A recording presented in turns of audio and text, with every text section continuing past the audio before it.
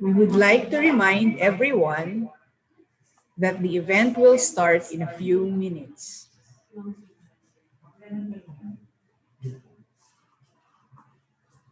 Let me...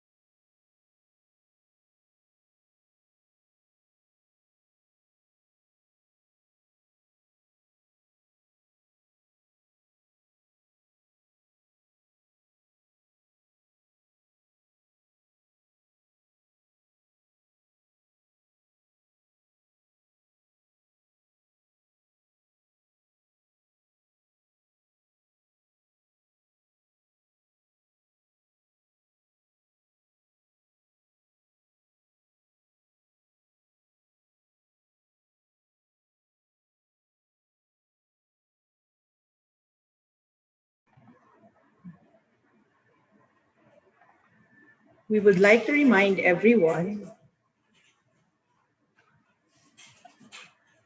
now. We would like to remind everyone that the event will start in a few minutes.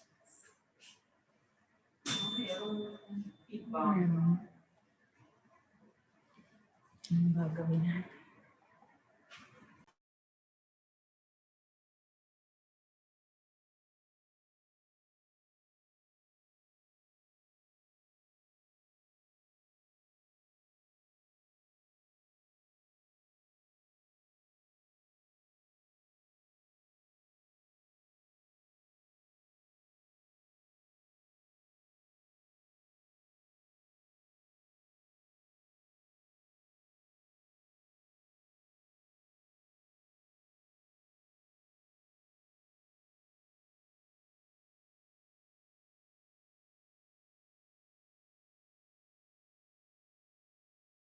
Oh my God.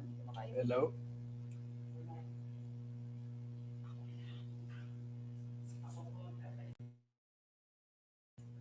Good morning po. Good morning po. Hintayin lang po natin maayos yung audio ng ating host.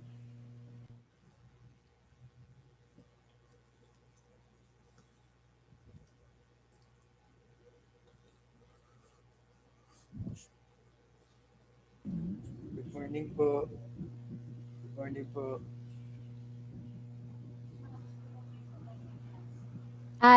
Alon, can we test the audio of Dean Pids, Chancellor, at saka si Dr. Gregorio? Sure po. Okay pa. Hello, Good morning. Alon. Morning. Good morning, Sir, Dean. good morning, Dean. Good morning. Okay lang ako? Apo, clear Yes, naman Dean. po. Yes po, clear. Thank Good you. morning po, Chancellor.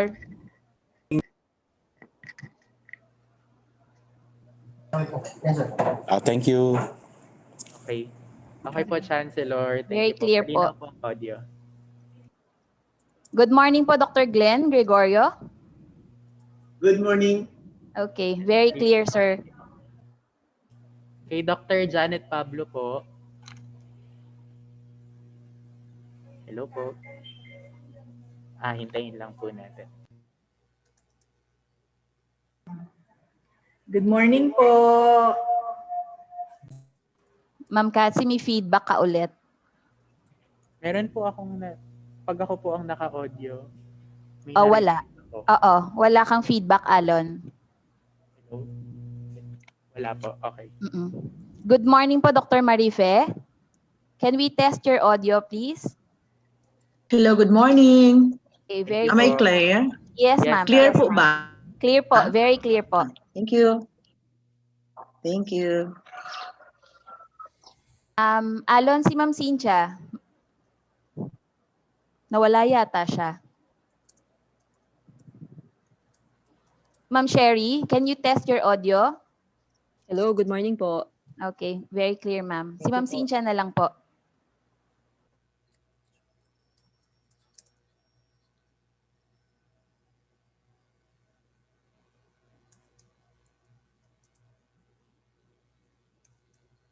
Sir Glenn. Sir Glenn Gregorio. Sir, Yes, can we hello. try po your slide presentation? There. Kami na lang mag-handle. Is that Okay po. okay? Okay. I'll send it to you kung gusto mo. Just send me anong email Okay, sir. Thank you, sir. for backup. Okay po. Alon, Dr. Inho is already here. Can we test his audio? Good morning, Dr. Inho.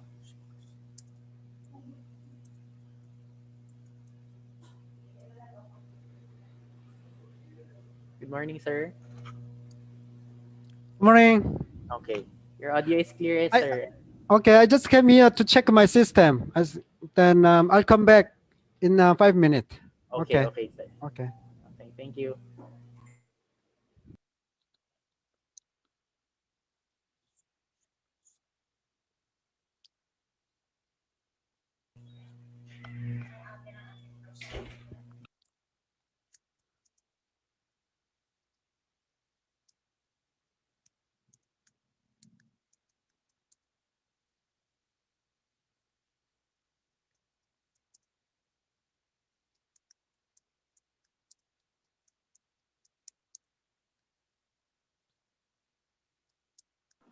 Ma'am Cynthia, can we test your audio po? Okay, am I clear? Yes, ma'am, very clear. Oh, very, Thank you very po. clear. Oo. Okay, And sige very- po. Okay pa, salamat po.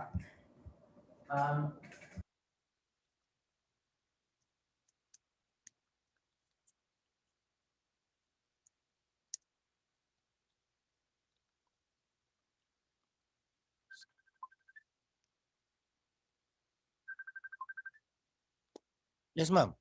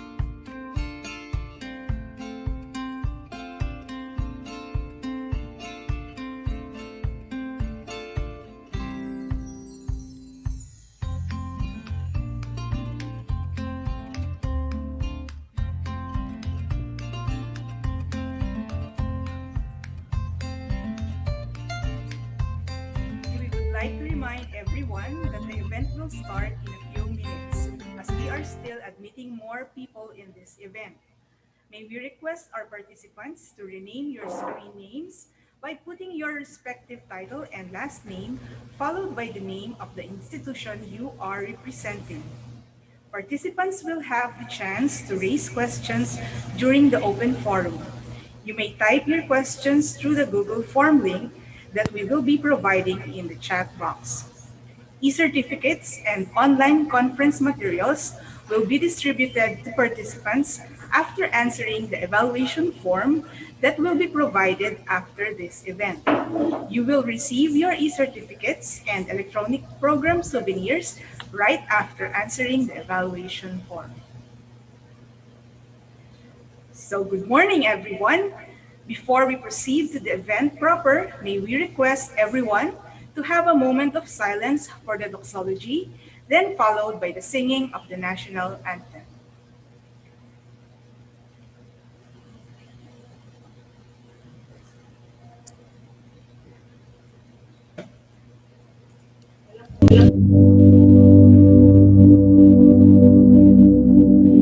Our ever-loving Father, the core of every reason, the source of truth. You who made the earth and the heavens are the ultimate goal of every knowledge seekers, the infinite wisdom, the cause of all that is good. We are truly grateful for this opportunity to gather together as a community despite the challenges we face each day. Yet you remained and gave us strength to carry on the responsibilities of bearing intelligence and using them for better purposes. We now humbly ask you to join us in our endeavor to explore the wonders of life in the world for knowledge's sake, that in whatever we learn today, we become more grounded to you, who is truth, who is love. We pray that you bless our speakers, the fount of your infinite knowledge, that they can share something worthwhile despite the limited time we have. They can channel all they know and share to us the beauty and truth of living as your child. We pray that you guide our participants, the seekers of your boundless knowledge, that they may continue to persevere in the search and be deemed worthy to share what they learn from today's session. Sanctify us, O Lord, not because we are worthy of it, but because we believe in your love and mercy, that at the end of the day, we can take home something that's amazing and meaningful. This we ask and pray through Christ our Lord. Amen.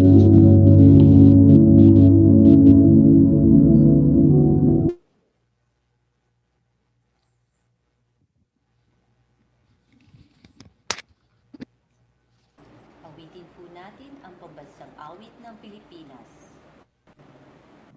Bayang magiliw, perlas ang silanganan, alam ng puso, sa titik mo'y buhay. Lupang hinirang, tuyak ka ng magiting, sa manlulupit, di ka pasisingil, sa dagat at bundok, sa simoy at sa langit mong paghaw, may nilang ang tula at awit sa paglayang minamahal. Ang kisap ng watawat mo'y tagumpay na nagtitipid, ang bituin at araw niya kailan pa may magdidilim. Lupa ng araw ng langit pagsinta, buhay ay langit sa likod. Aming ligaya na pag may mamapit, at mamatay ng dahil sa'yo.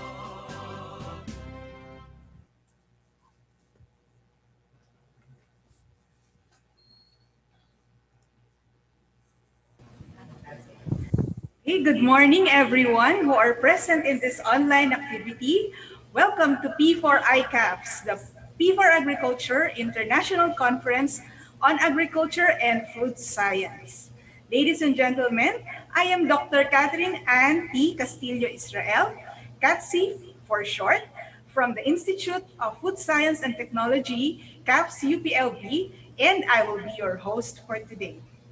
This event is made possible by the College of Agriculture and Food Science, University of the Philippines, Los Baños, the UPLB Information Technology Center, the International Development and Innovation Grants of the Commission on Higher Education, and the P4 Agriculture Committee, headed by its project leader, Dr. Tonette P. Laude.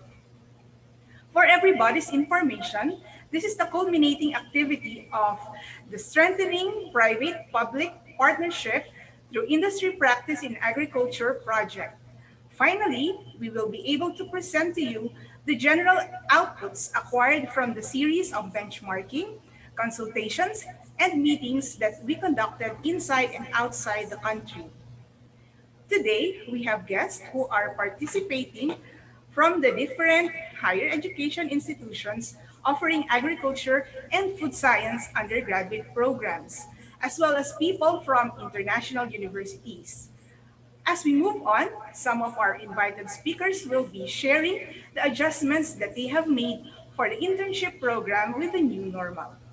Before we proceed, may I call on screen the Dean of the College of Agriculture and Food Science, UP Los Baños, Dr. Elpidio M. Agvisit Jr., to formally open this event. Dean, the screen is yours. Hi, good morning, Kachi. Thank you, Dr. Israel. Of course, to our hardworking Chancellor of the University of the Philippines, Los Baños, Dr. Jose V. Camacho Jr., to the innovative Executive Director of SHIRCA and the Chair of the Technical Panel for Agriculture for the Commission for Higher Education, Dr. Glenn B. Gregorio, to our partners, Dr. Anita Oberbauer, the Associate Dean for Undergraduate Programs, College of Agriculture and Life Sciences, University of California, Davis, to Dr. Inho Wang, Professor, Department of Animal Science, College of Agricultural Life Science, Chumbok National University, to Dr. Janet P. Pablo, Dean, College of Agriculture, Benguet State University, to Dr. Marife R. Hilapad, Faculty, BS Food Technology, Capiz University, to Dr.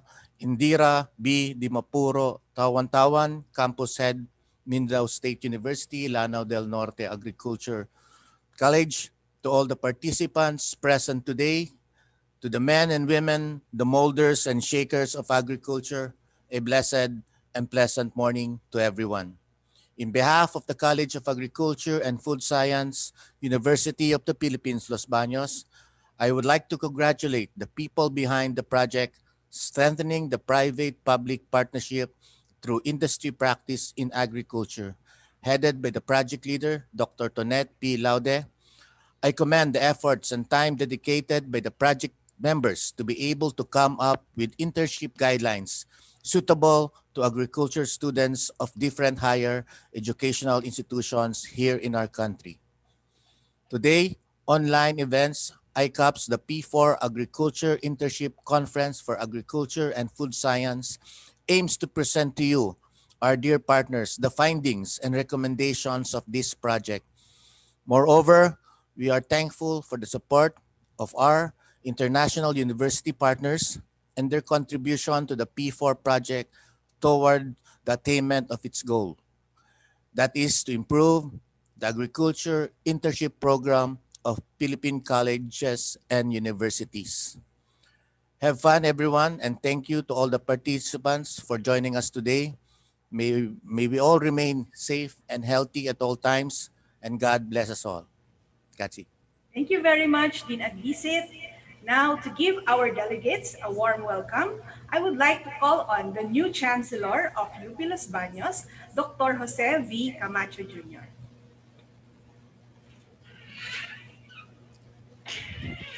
Thank you, Kath. And my warm greetings to the Dean of the College of Agriculture and Food Science, Dr.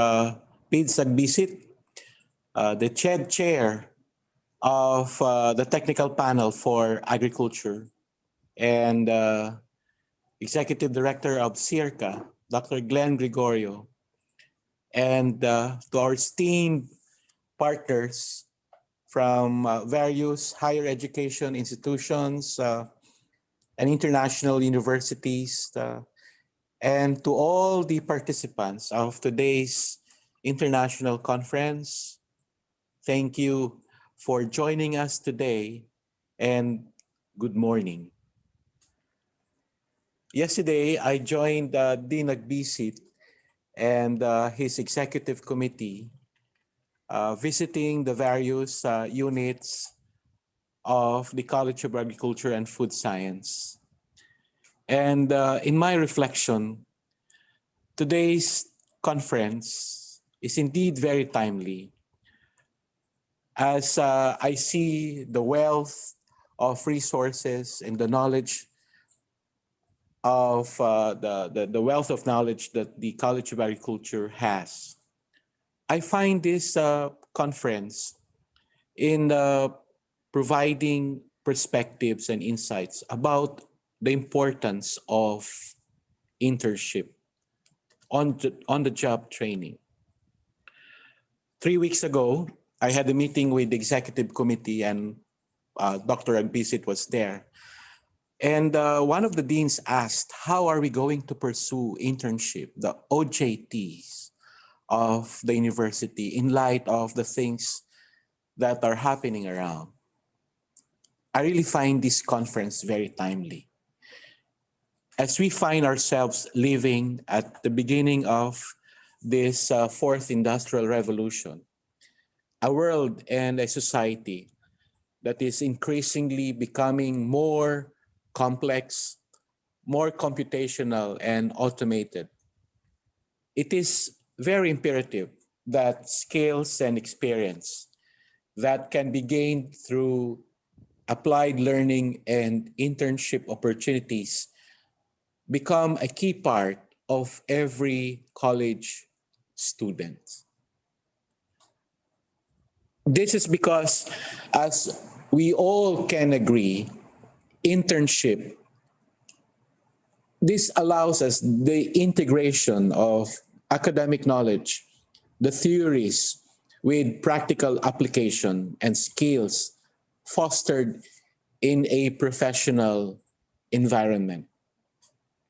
And this is achieved by making college students, our students, especially in the agriculture and food sciences, we want them to experience the real world and on-the-job training, while we also learn and receive feedback from their mentors in the professional setting. I come from the field of economics, and my research interest is economics of human resource and skills formation. And in the literature that we have studied, skill formation is very important. It is a form of investment in human capital. And key component of this, alleviating or equipping our students, our graduates, internship is very important for those skills to be formed, especially when they graduate, when they exit from the university. Internship is important because it allows our students to learn more about their strengths, their potentials, while building their wealth of professional experience, as well as their professional network, while still completing a degree in the university. Now, given all the economic benefits, well, I'm biased about the economic benefits because I come from the field of economics, especially with my training on skills formation. That benefits that our students can gain from internship. It is important that we find ways to continue this meaningful educational practice and requirement, despite the challenge of COVID-19 and living in the new normal. that exactly is the task of a committee that I formed for this university to come up to craft policies and guidelines on how are we going to implement this internship and OJT program, not just for our students, but also for other students of other universities who are engaged with us, who are our partners, because we want their students to also learn from us. So while it is certainly encouraging and uplifting to hear the news about the progress made in the vaccines being developed for COVID-19, it cannot be denied that our lives pre-COVID-19 scenario will not be back anytime soon. And so I'm very pleased to learn about today's online conference. The group of TUNET, the College of Agriculture and Food Science, and with the various experts, educators. We'll be hearing later on the keynote speech of Dr. Gregorio. So this conference puts the spotlight on the importance of internship, the best practices for internship, and how we can, in this university, so to speak, and this is my mantra, to future-proof internship, particularly for our students in agriculture and in the food sciences, and further strengthen industry and public partnerships by producing university graduates that are not only academically excellent, but also capable and ready for the challenges and demand of work in the agriculture and food science industry. I therefore encourage everyone to make the most of this conference, to ask questions, express your views, your experience, and to further initiate collaborations, cooperations, partnerships among each other. Once again, I'm so delighted to join this conference. Thanks, College of Agriculture and Food Sciences. And good morning to all of you, and welcome to this conference. I wish everyone an insightful, productive, and inspiring experience. Maraming salamat at mabuhay tayong lahat. Good day. Stay Thank you safe. very much. Thank you very much, Chancellor Camacho, for gracing this event. We are indeed honored and privileged to have you in our program today. Moving on to the next part of our program, we have invited an esteemed guest speaker. Our keynote speaker obtained his PhD in genetics, minor in statistics, and MS in plant breeding at UPLB. His career was developed at the International Rice Research Institute, or IRI, as researcher, where he later served as postdoctoral fellow and assumed various research positions, including international research fellow, scientist, senior scientist, and deputy division head of IRI's Plant Breeding Genetics and Biotechnology Division. Currently, he is a professor at the Institute of Crop Science, College of Agriculture and Food Science at UPLB, and the director of the Southeast Asian Region Center for Graduate Study and Research in Agriculture, or CIRCA. He has been recently appointed as the chairperson of the Technical Panel for Agriculture, Commission on Higher Education, or CHED, and steering committee member of the Philippine Department of Agriculture Biotechnology Program. He has published 107 peer-reviewed journals, 14 book chapters, manuals, policy papers, and proceedings, with an H index of 43 and 7,541 citations. Our keynote speaker was also conferred the rank of Academician of NAST Philippines in 2018. Most recently, he was awarded 2020 UPLB College of Agriculture and Food Science Distinguished Alumnus for Rice, Chemistry, and food science research. Ladies and gentlemen, distinguished guests, let us all welcome Dr. Glenn B. Gregorio. Dr. Glenn. A pleasant good morning to everyone. And thank you for inviting me for this very important occasion for your strengthening public-private partnership through industry practice in agriculture. I want to greet our chancellor, my boss, Dr. Jose Camacho Jr., of course, my other boss, the Dean of College of Agriculture and Food Science, Dr. Pids Agbisit, sir. And of course, our belated happy birthday to the organizer, especially Dr. Tonette Laude. Happy birthday. And good morning to everyone. The title of this workshop or this event really is very timely, as Dr. Camacho mentioned. That's why I have this prepared presentation. Can I share my slide now?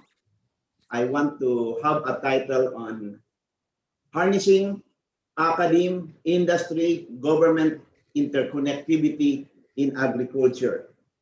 So as I mentioned by the one who introduced me, we are now very active at the technical panel for agriculture at the Commission of Higher Education. We have series of meetings on road mapping the agriculture curriculum and evaluating a lot of universities to accredit or to certify their graduate programs and curriculum. And I just want to share you my vision for the agriculture for the Philippines and Southeast Asia.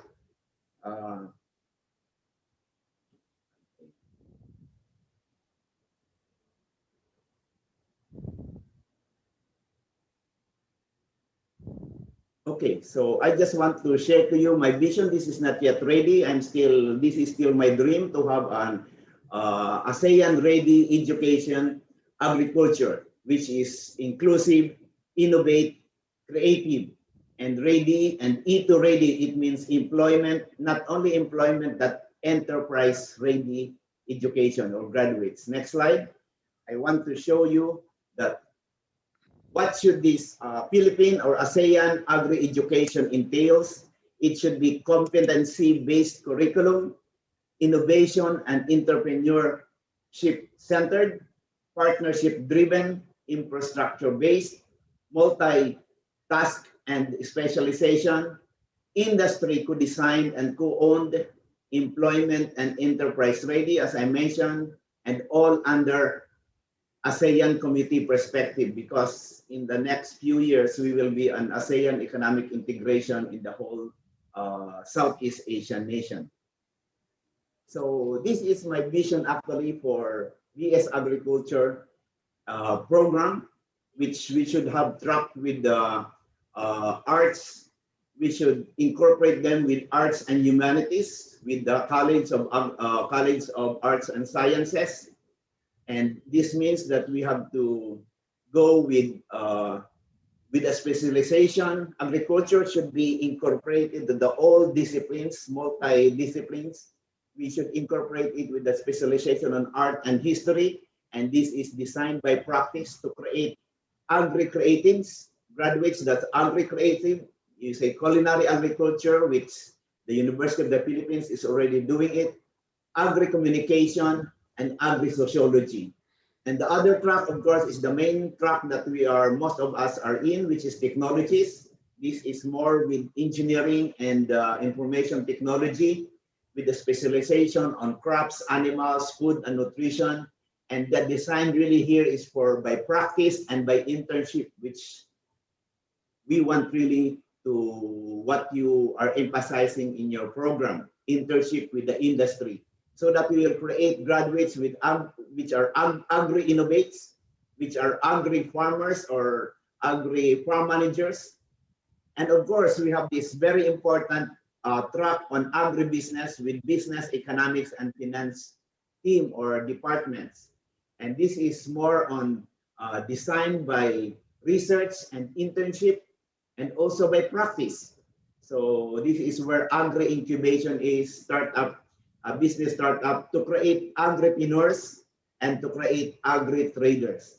So this is my what we want to see, but this is still a long shot to do.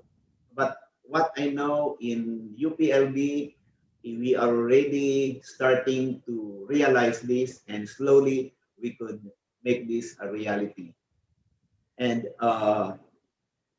I want to show this. This is part of our, as we imagine the future for our farmers, for our students, for our graduates, for the Philippines. We look at the past, which is the incremental benefits over previous generations. So you could see a linear approach of development. At the present, with the new technologies we have now, we could see how the farmer or the graduates are equipped now. They have already the sense of the Agri 4.0, digital agriculture, Internet of Things, but it's still random. They don't, they slowly using it, but in the future, I want to make it really the farmers to be digitally equipped. They have access to technology. Graduates have access to the information and to work harmoniously with all this digital information to make our life more efficient, more digitally equipped, and have access to all this information. So this is the future that we want to use these modern technologies and innovations to benefit the people and the country. So this is what we have. We just launched our 11th FYP, our 5-year plan. I want to share to you, this is also the dream for everyone, reinforcing transformed agricultural food systems in Southeast Asia. We have to divert our attention from the existing farmer, old mindset. Farming is a production, heavily dependent on the government, not partnering with the industry, into a future farmers, future innovators, future graduates with the new mindset as farming is a sustainable agribusiness, with the thinking of circular economy, future-proof. Now I'm influenced by the Chancellor of UPLB of having future-proof products and services with high efficiency and low ecological footprint. So agriculture 4.0 and looking more on the next generation of agriculture and rural development leaders, which are our graduates. And so we want really to go into the government to work with the government as enabler and supported a strong academic industry government interconnectivity collaboration. This is where I will be emphasizing later. So this is our vision, our vision for everyone. We want to be as a university, as even for CIRCA, as a leading enabler and champion of excellence in agriculture and rural development in the Philippines, in Southeast Asia, and beyond. With the mission, with the joint vision to elevate the quality of life of agricultural families, which are our main stakeholders, through sustainable livelihood, which is very much what you are doing right now, sustainable livelihoods, and access to modern networks with the modern technologies and innovative markets. So markets is very important, as our Chancellor always mentioned to us. And we want really to have this innovation change with open opportunities to develop a platform to achieve our objectives, to have a better outputs and outcome, bigger programs and products and services, and smarter to improve our overall quality of cost efficiency and delivery of results. So our mantra really is better, bigger, smarter. I hope that will be also our theme for everyone. And I just want to show you our Circa's 11 priority areas. I just mentioned the one. We have all are very related, food security and nutrition security, but our number one really is agribusiness models for increased productivity and income, which is very in line of what we are doing right now. So that's why this program, strengthening private-public partnership through industry practice in agriculture, is really very near my heart, which we could really work together. And I just want to introduce to you the new programs of Circa, which you could really, we could collaborate and work with. We have this research and thought leadership. We have education and collective learning. This is where our scholarship, institutional development, and training is going on. And the new one, which is emerging innovation for growth, where the industry, government, academic, industry, government interconnectivity will be there. This is where the crazy ideas will come in. Any crazy ideas will have room in this, where we're doing a lot of innovations, business startup, technology transfer, and agribusiness incubation. I will now introduce this new program, which we have innovates to emerging innovation for growth. I have a small video here in a few minutes to share to you this program.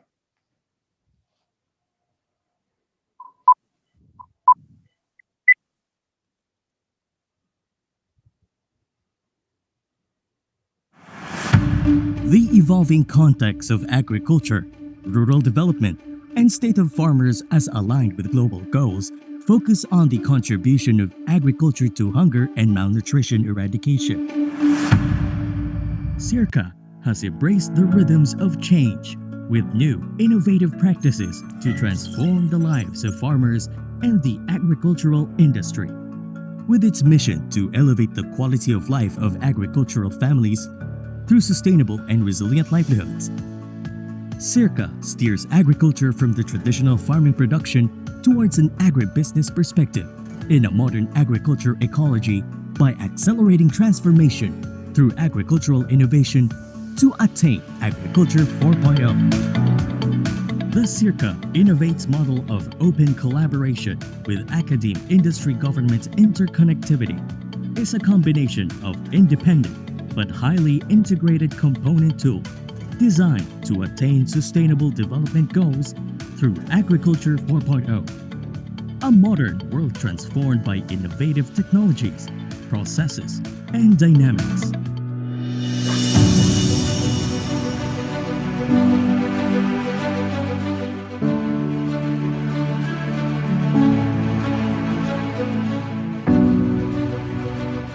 The Circa innovates component tools include Index. As the research and information arm of projects powered by the Circa innovates model of open collaboration. Serves. Specialists and experts for rural viable emerging solutions that identify and implement innovative but practical solutions to persistent farming challenges. Ideates. Innovation competitions that focus on engaging the youth, children, students, and brilliant minds in promoting agri-innovation to modernize agriculture and build local rural innovation ecosystems. Blocks. Building linkages and open collaboration for knowledge systems is an innovative and open shared service hub promoting locally adaptable agri-technologies that can be adopted by small farmers and rural communities. A Full Life Agriculture 4.0 livelihood integration towards farming enterprises for building local and community-based innovation ecosystems and inclusive agribusiness value chains to produce a generation of green startups and agripreneurs. And Space, the Southeast Asia platform to attain collaboration and empowerment for a powerful innovation and open collaboration gateway for agri-incubation and technology transfer information, programs, resources, and networks in the world where Circa operates. Powered by Circa Innovates Model, the emerging innovation for growth, EIG, as the new program in Circa's 11th five-year plan steps out from old ways that are no longer farmer benefiting to attain Agriculture 4.0 under three focus areas, namely open collaboration and agri-incubation, knowledge and technology transfer tools, and project development monitoring and evaluation. Circa partners to usher farmers out of the belief that farming is limited to production as an agribusiness operating in a modern agriculture ecosystem for better, bigger, smarter impact to farmers and farming families. Get involved, spread the word. Circa innovates. If you're connected with a group that supports agriculture for farming families, we invite you to collaborate with our academe, industry, government partnership for better, bigger, smarter innovations.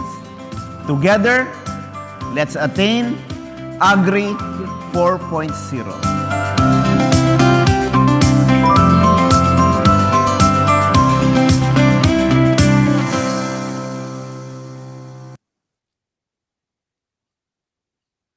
Thank you. So I hope you will join us to do Agri 4.0. 0.0 means money, so that's where the industry or partnership with industry will come in. So that is one of our one department we have now, and I hope you could see a lot of informations there, how we will be using the modern Agri 4.0 and the business, the industry, academe, government interconnectivity to make this happen. So in short, in this slide, you'll see the open collaboration, which we will be dealing with the co-enablers, which involves our academe, industry, government, donors, and other implementers to engage the mind. Our co-solvers will be students, scholars, specialists. Transform innovation, which is our outcome, with the technology adapters and startups entrepreneurship, which is very in line with what you're doing right now. And agriculture and rural development, which will be our impact, and we will be involving, of course, the agricultural value chain, the farming families, and of course the rural communities towards the Southeast Asia beyond to attain our agriculture 4.0 through agriculture, accelerating transformation through agricultural innovation. What I want to show here is this academe, industry, government interconnectivity, which we should be talking about, which we should have an industry, academe, connect with the industry, because the academe are the technology generators and the industry are the technology adopters, and the government, the farmers are the technology users, and these are the linkage that we want to show by licensing. If we open this linkage within industry and the government, you could see here the generation of open markets, and this will be more sustainable. So this is where you want really to have a market and open opportunities for growth to happen. In my next slide, I just want to show you to operationalize these transformative innovations. Circa will implement with you. We are having the research grant with industry partners. We call it GRAINS, grants for research towards agricultural innovative solutions through at least 4 mechanisms. One is we have the graduate research with an industry partner. We are funding those kind of research with industry partner. Call for research proposal based on industry need. So we want to know the research proposal should have the blessing of the industry, which it is really needed by the industry. Engaging the industry and youth in promoting agriculture and rural development, and of course, any research or study or event on academic, industry, government interconnectivity. And with this one, we want really show that academic, industry, government interconnectivity model on research, collaboration, and industry, and co-sharing of financial resources, which we have to aim to shorten the gap between research and knowledge utilization. That is what you're doing right now, having an partnership industry practice in agriculture. We will be shortening the gap between research and knowledge utilization. And this is my last slide. We are the key players in society's overall ability to achieve the aspired food security and economic development. But we can do more.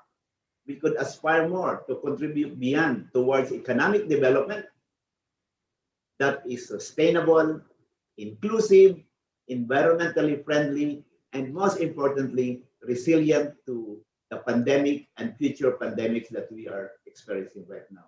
So again, I could talk more for several hours to introduce what we are doing and our ideas, but I have to cut short in here to give way for other speakers. So thank you again for inviting me, and good morning. Thank you very much, Dr. Gregorio. We are very delighted to hear the new plans, and these are very exciting plans of CIRCA. Thank you for sharing this to us. Now, before going to the next segment of the program, we would like to acknowledge his presence in this event by awarding a certificate of appreciation. And the certificate reads, Certificate of Appreciation. This is proudly given to Dr. Glenn D. Gregorio for sharing his valuable knowledge as a keynote speaker during the activity entitled iCAFS, the P4 Agriculture Internship Conference for Agriculture and Food Science, by the project Strengthening Private-Public Partnership through Industry Practice in Agriculture under the Commission on Higher Education, Institutional Development and Innovations Grants for Higher Education Institutions in Agriculture. Given this 4th day of December 2020, signed Tonette P. Laude, Project Leader, and Elpidio M. Agusin Jr., Dean of the CAFS UPLP. Once again, thank you very much, Dr. Gregorio. And we hope and pray for your success as chairperson of CHED's Technical Panel for Agriculture. On the next part of the program, I would like to call on Assistant Professor Romnick A. Latina to give us a refresher of what P4 Agriculture is and present us the highlights of this 2-year project. Romnick.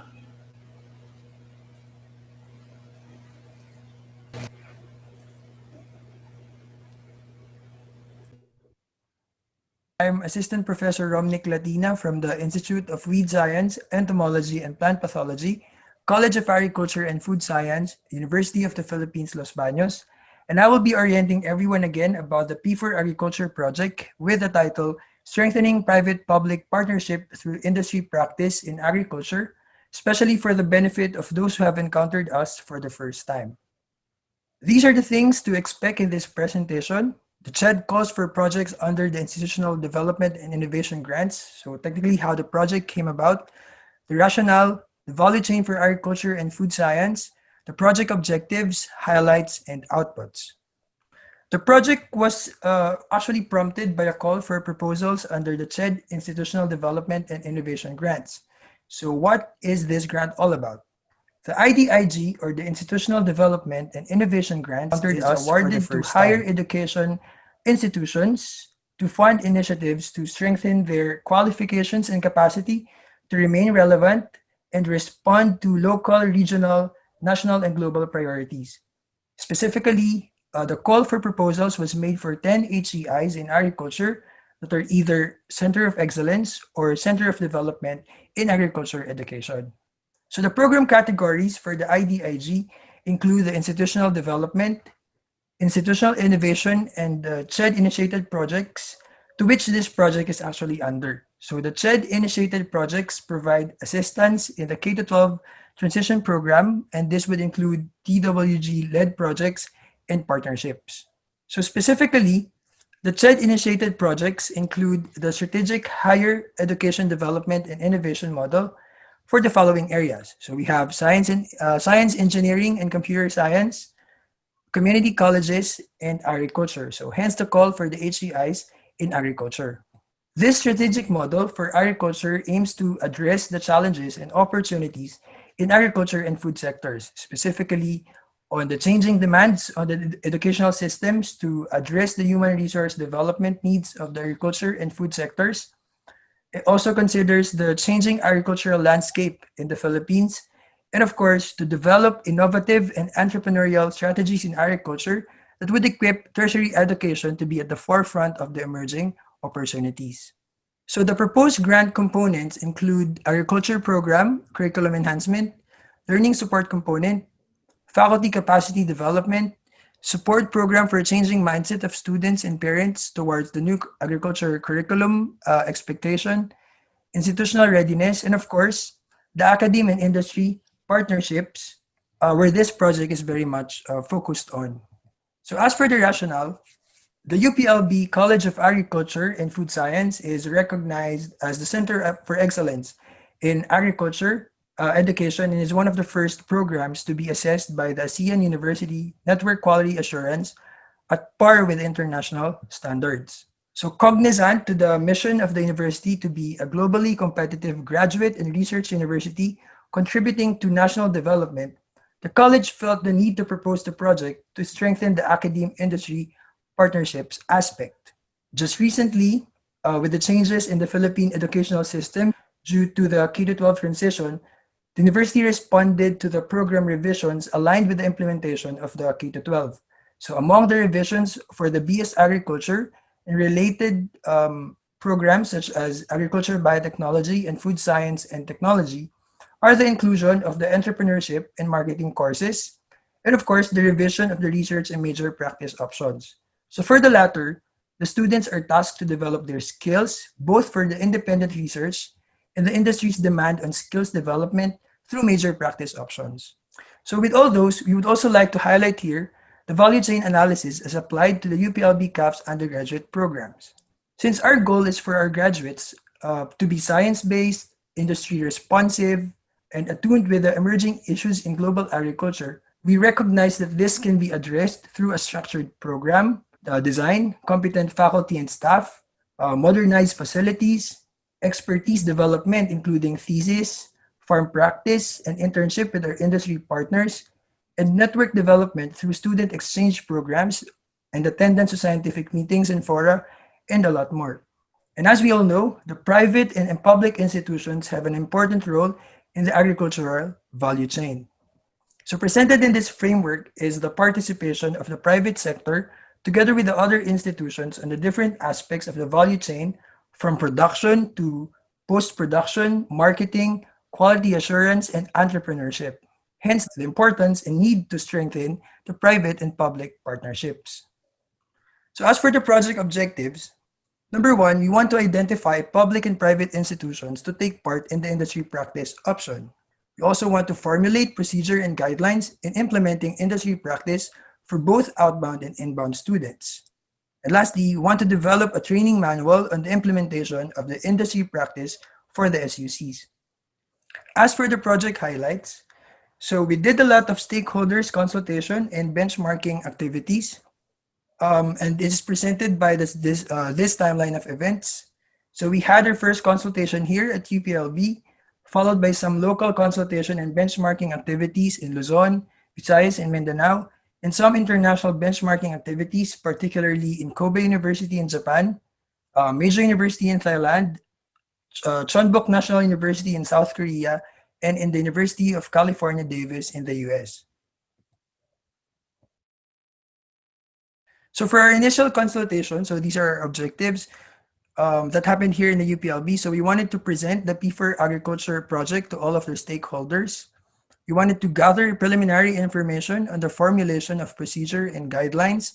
And of course, we want to solicit strong support from our stakeholders in implementing this program. So this is the first event conducted under the P4 Agriculture project. And it was basically the launching of the project to the UPLB CAFS stakeholders. And it was participated by its alumni, faculty, and industry partners who accept students or student interns in the college. After the initial consultation, it was followed by a series of consultation meetings in Luzon, Visayas, and Mindanao. So the information that we gathered from this activity through the different focus group discussions served as a baseline data for us to have an idea what further details we would probably encounter and get in the future consultation activities. And for those activities, these are our objectives. So aside from presenting the program or the project, we also presented the CHED Memorandum Order 104 series of 2017. We also wanted to level off the requirements, the procedures and guidelines for both outbound and inbound students, enumerate the challenges and identify the possible solutions, share best practices in implementing internship program, and of course, solicit strong support from SUCs and industry partners in implementing this project, and of course, the internship program. So the first benchmarking was conducted at the Development Academy of the Philippines, and it was participated by the SUCs from the different HEIs in Luzon, such as Benguet State University, Laguna State Polytechnic University, Central Bicol State University of Agriculture, and of course, UPLB. So there are a lot of different aspects of internship program implementation like process flow, internship guidelines, sample academic industry agreements, best internship practices that were presented by each of the HEIs invited. The next benchmarking activity happened in Visayas, which specifically took place in Cebu City, and it was participated by various HEIs in the Visayan region. Alongside with them are their respective industry partners. So discussion among the participants focused on the best practices and challenges in the implementation of the internship program. There were also issues raised like internship budget, student issues, trade secret concerns, student-faculty ratio, and a lot more. The final local benchmarking happened in Davao City. It was also participated by Mindanao HEIs and their respective industry partners. And since it was the last local benchmarking, it was observed that most of the issues and challenges that are raised by all the delegates are actually the same as those in the previous benchmarking activities. So they also had problems or issues on student population, difficulty in looking for industry partners, budget, monitoring and evaluation, and a lot more. So as previously mentioned, the project team also visited 4 international universities to learn from their best practices in conducting internship, their industry practice programs, and of course, we wanted to learn from their research programs and centers and identify potential areas for internship and other partnership opportunities. So the first international benchmarking happened in Kobe University in Japan. So Kobe University has been a strong partner of UPLB with the UPLB Light program and summer internship program with the college. Although Kobe University does not really require their students to do internships, some students can earn credits from doing these internships too. So possible collaborations are also identified with Kobe University on research internship, particularly on agronomy, horticulture, plant pathology, animal science, and other related fields. So they just recommended to prepare a specific partner agreement for student internship. The second leg of international benchmarking took place in Major University in Thailand. And the internship program in Major University is actually headed by a coordinator who is a member of their faculty. His or her role is to ensure conduct of pre-internship orientation for students before deployment, and he or she also oversees the whole internship program. However, the assessment and monitoring of the students is conducted by their respective academic advisors. So in their internship program, the students have the option if they, for example, if they want to render 100% major practice, or if they want to have 50% practicum or 50% mini research. So these are their options. So this applies whether they opt to enroll in the internship program within or outside Thailand.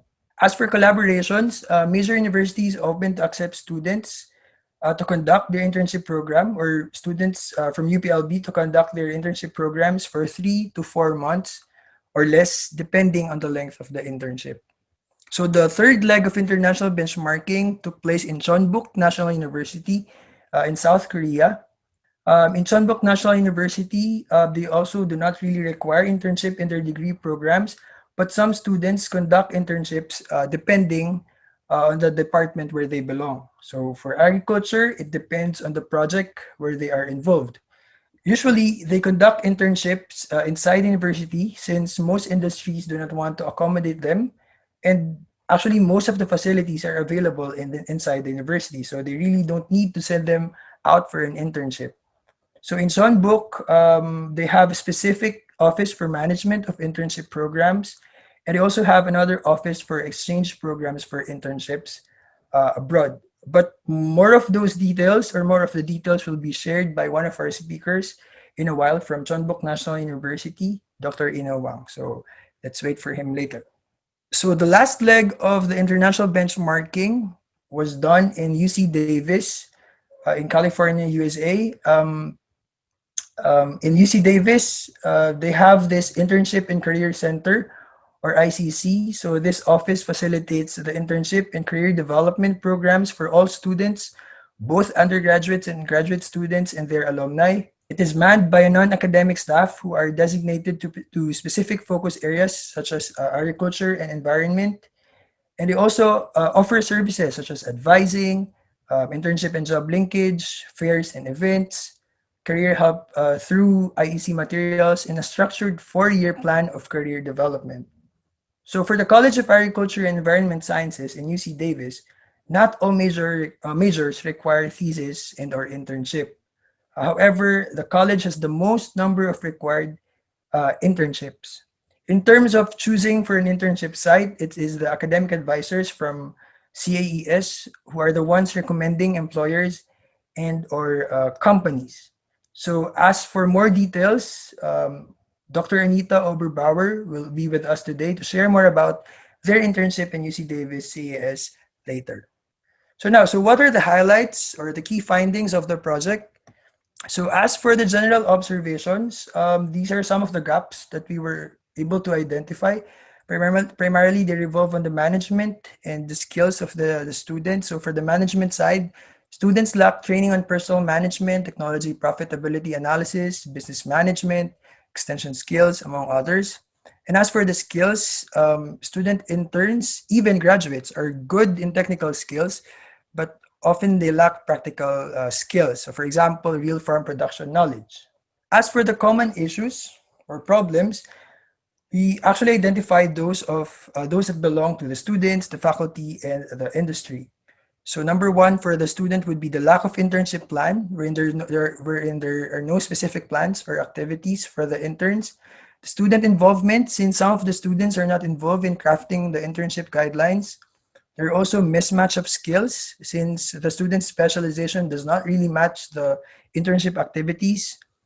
And of course, intern exploitation, since there's a lack of formal activities for the internship, some students are forced to do more than intended. For the industry, there are some unclear activities because in the MOA or in the MOU, it does not really specify the activities for the students. Confidentiality, wherein there are some trade secret concerns. Career appreciation, because some of the interns really lack interest on it and they only see it as a requirement. And of course, sense of responsibility, because some of the interns are not responsible enough when given tasks by their supervisor. And as for the faculty, so aside from the lack of internship plan, there's this difficulty in finding industry partners because of course not all companies would accept interns. In terms of monitoring and evaluation, some of the coordinators cannot monitor all the interns due to the different areas of internship and of course budget concerns. And for the student-faculty ratio, some coordinators would handle more students than the recommended student-faculty ratio. As for the best practices for the internship, so these are actually subdivided into 3 phases. So we have the pre-internship, the internship proper, and the post-internship. So for the pre-internship phase, we have this design agreement where it will include the obligations of the coordinator, the students, and the partner agency, and the activities for the internship. We have internship orientation. So it's conducted not just for the students and for the faculty, but also for the parents before deployment. The selection of agencies, wherein the priority is given to agencies that have a good program for the interns that would match the specialization of the students or the choice of the student. And of course, the use of social media to create more networks in identifying possible industry partners. So that's for the pre-internship phase. For the internship proper phase, so the students are asked to submit or to keep a journal wherein they can write their reflections, their experiences, some non-technical learning and realizations during the internship. There also has to be a close monitoring of the coordinator to check on their students, and of course, some emergency visits. For the post-internship phase, there has to be performance evaluation, which include, of course, the written report, the journal, the evaluation of the partner agency, and the peer evaluation. There's also this post-internship conference conducted after the internship proper, because even in some universities, they even award the best presenter during their post-internship conference. Another important thing that we saw during the consultation meeting is the feedback mechanism, wherein the students can give feedback to the industry partner or to the whole internship experience, and vice versa, wherein the industry partner can give feedbacks to the students or to the university. So as for the project outputs, so we have crafted our proposed internship guidelines, the process flow, and the memorandum of agreement. So these guidelines apply to these different internship options, such as the research internship, the farm plant practice internship, the teaching internship, the extension and community internship, and of course, agricultural entrepreneurship. And these are some of the rationale of each of the internships. So for the research internship, we want to provide the students an opportunity to acquire technical or scientific skills in a specific field of agricultural and food science research through actual participation as a research intern within or outside the university. So this would give them an experience in processing and generating scientific information in an actual research setting. And these are all intended for students who want to pursue a career in research and development.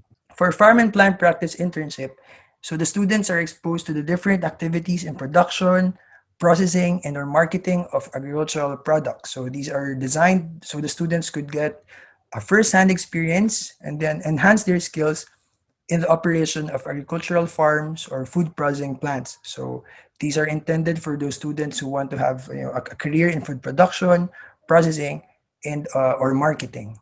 As for the extension and community extension internship, students here will be equipped with a balance of theory and practice of scientific agriculture to promote, enhance, and sustain agricultural development. So in this kind of internship, the students will be exposed to rural communities where they can apply the theories that they get inside the classroom. So this is intended for those who want to have a career in the farming communities, entrepreneurs, agricultural firm service institutions, and other change agents, to enable them to understand the use of management of natural resources in agriculture within the socio-political and economic context of the community, of course, to attain sustainable productivity. I also have the teaching internship, so it would provide the students the opportunity to enhance the knowledge and skills in teaching and assessment methodologies in the fields of agriculture and food science through actual classroom management and other activities. So these are intended for those who want to pursue a career in teaching, not just the senior high school students under the STEAM track, but also in state universities and colleges who offer agriculture and food science courses in their curriculum. And lastly, we have agricultural entrepreneurship internship. So this would provide opportunity for students to apply the classroom learnings in real-life business settings and to enhance skills in agricultural business management and entrepreneurship. So this would develop the innovativeness of the students in coming up with creative solutions and products to promote food security and economic development. So these are intended for those students who would want to engage in agricultural business enterprise. And as for the process flow, so for the next slides, you will be seeing the process flow alongside with the description, the proposed signatories, and the proposed deadline for each of the steps. So for the process, we have the submission of letter of internship intent, submission of internship plan, securing, of course, of accident insurance and medical certificate, the execution of other pre-internship exposure documents, for example, MOA. So actually, the team has already drafted a MOA for this purpose. The pre-internship orientation and seminar, the internship proper, of course. And then after that, so once done with the internship proper, we have, of course, the submission of of monitoring and evaluation, submission of the internship report, and submission of the final grade. So for more details, you can refer to the copy of the presentation that we'll be giving you or we'll be sharing with you. So all of the outputs, the research guidelines, the process flow, the MOA, crafted as a unified internship proposal, will be submitted back to the Commission on Higher Education for their approval. So with all that, thank you very much for listening, and may we have a very fruitful conference. Okay, thank you very much, Sir Romnick, for giving us that very comprehensive presentation. Indeed, the 2 years of the P4 project was very productive, and we hope that these outputs will benefit our HEIs in the near future.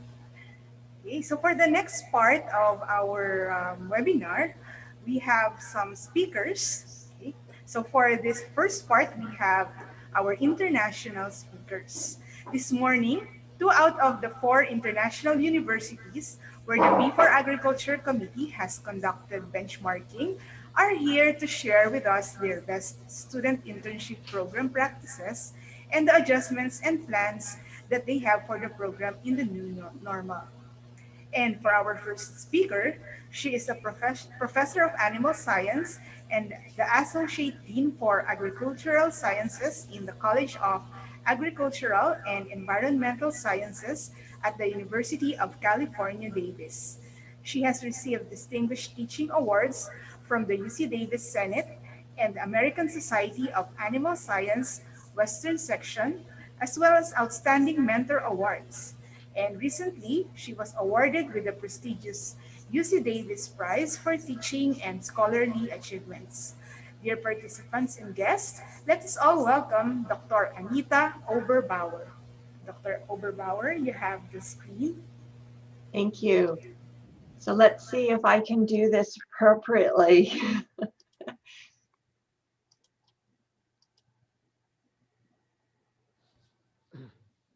So we have to always ask, can you see my slide? Yes? Yes, ma'am. Okay, very good. So thank you for inviting me to speak, and it's my pleasure to be here. And it's been very exciting to hear the different conversations that you've already had. Just to give some background to the attendees today, the College of Agricultural and Environmental Sciences at Davis has a tagline of developing solutions for a better world. And we do that through agricultural, environmental, and human sciences. And our goal is to solve real world problems. And by doing that goal, we engage our students in the elements of agricultural and environmental sciences. We do scientific inquiry to address critical challenges of agriculture, food systems, water, energy, climate change, etc. And when we look at our mission, it's to promote agricultural, environmental, and social sustainability. Importantly, we emphasize teaching and public engagement because that coordination and partnership is what's really critical for our students to be very well positioned to go into their careers.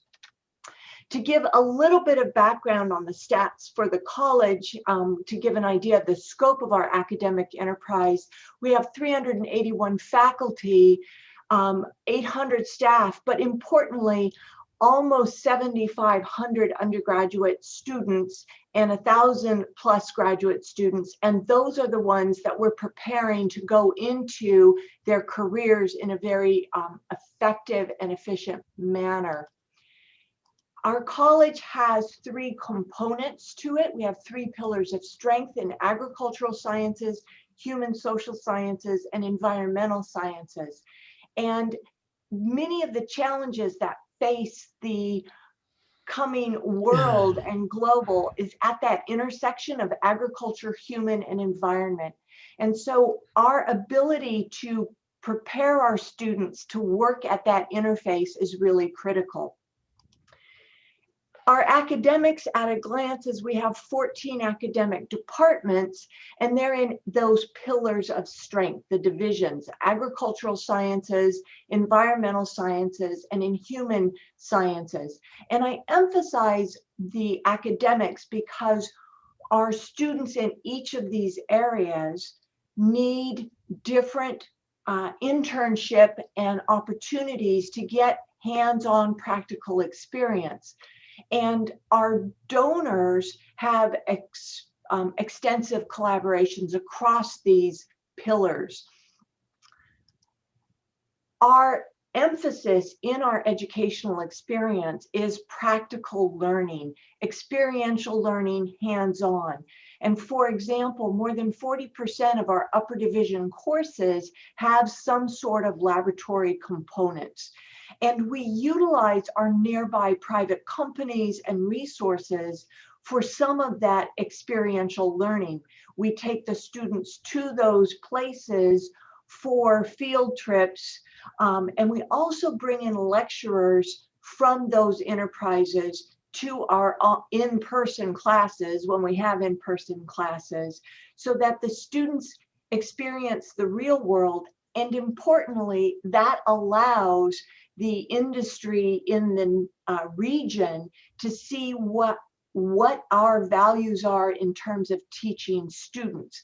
So that relationship of industry and students starts in the classroom and then builds forward. And that's very important for developing internship opportunities. Additionally, we have field facilities and college facilities that are our living laboratories. And I bring this into your attention because some external industries utilize our college facilities for their research with collaborations with faculty, and our students are deeply engaged in this research, which means that creates that relationship with industry partners, again, at the very basic level. So for example, if you look down toward the bottom, there's foundation, plant, and seed programs, which are services that our college does for industry, but the industry will reciprocate by making their operations open to our students. So that is the gateway for students to enter into the private realm.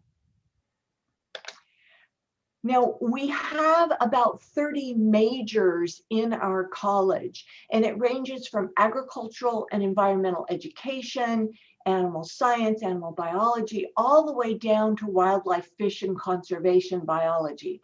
That is the interplay, again, of the pillars of strength of agriculture and environment and human. And I emphasize that because you can make an agricultural solution that is not environmentally or socially acceptable, and therefore that's not a really good solution. And by having those different pillars of strength coordinate across the college, our students can see how all of the pieces interact in their majors and in their careers. So we have all of these majors, but some majors in particular, these absolutely require in their degree requirements having internships with private partners. And specifically, those majors require a certain number of units to be taken in internship credit in order to graduate.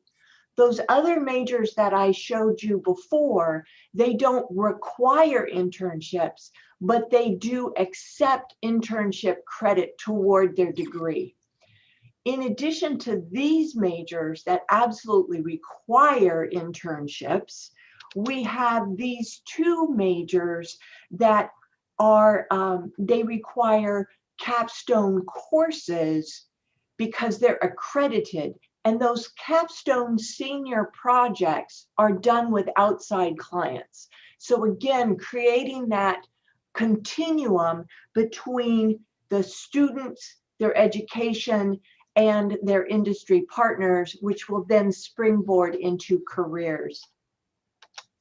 So how do students find their internships, and how do the industries find the students for those internships? And here in this image, I've given you some examples where there's internship fairs, there's students who find their passion and develop their internships on their own. We have a close relationship with the government so that the students will do governmental internships. How do the students find their internships? Well, as Dr. Latino already mentioned, that there is a campus internship and career center. It's a campus-wide center, but there are staff that are specific for particular areas. So for agriculture, for the environment, for arts, etc. Now, these staff members collate and identify internships that are available to students, but I emphasize that there's no contractual obligations with the companies, but it's more of a forum for opportunities. And in addition to this formal campus internship coordination hub, each department has advising staff that collate internships specifically for the department majors. So for example, I am a faculty member in animal science, and there are feedlot companies, there are breeding companies, they come specifically to the department saying, we have this interest, this need, can you provide us with students? The same is true where chemical companies will approach environmental toxicology for identifying students who would be good to work with their companies. The campus with the Internship Career Center uses a smartphone app called Handshake for the students to connect with workshops, with resume writing help, to develop mock interviews. And this Handshake app has been particularly useful during the pandemic, where in-person interactions have been restricted. So in a non-pandemic world, there are internship career fairs, there are networking sessions and workshops. The Handshake app connects students together so they can talk about their internship experiences, because as Dr. Latino mentioned, there's really no formal evaluative process of the internship. So it's more of a word of mouth. If a student requests transcript notation for their internship, they initiate that through this Handshake app, and there is a more formal evaluative process of the internship. Now, in the pandemic, all current services are virtual. So advisor appointments are done by phone and video.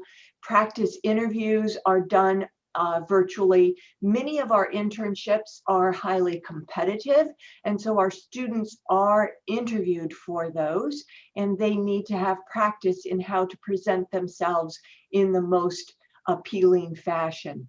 There's virtual drop-in peer advising, resume cover letter writing reviews, etc.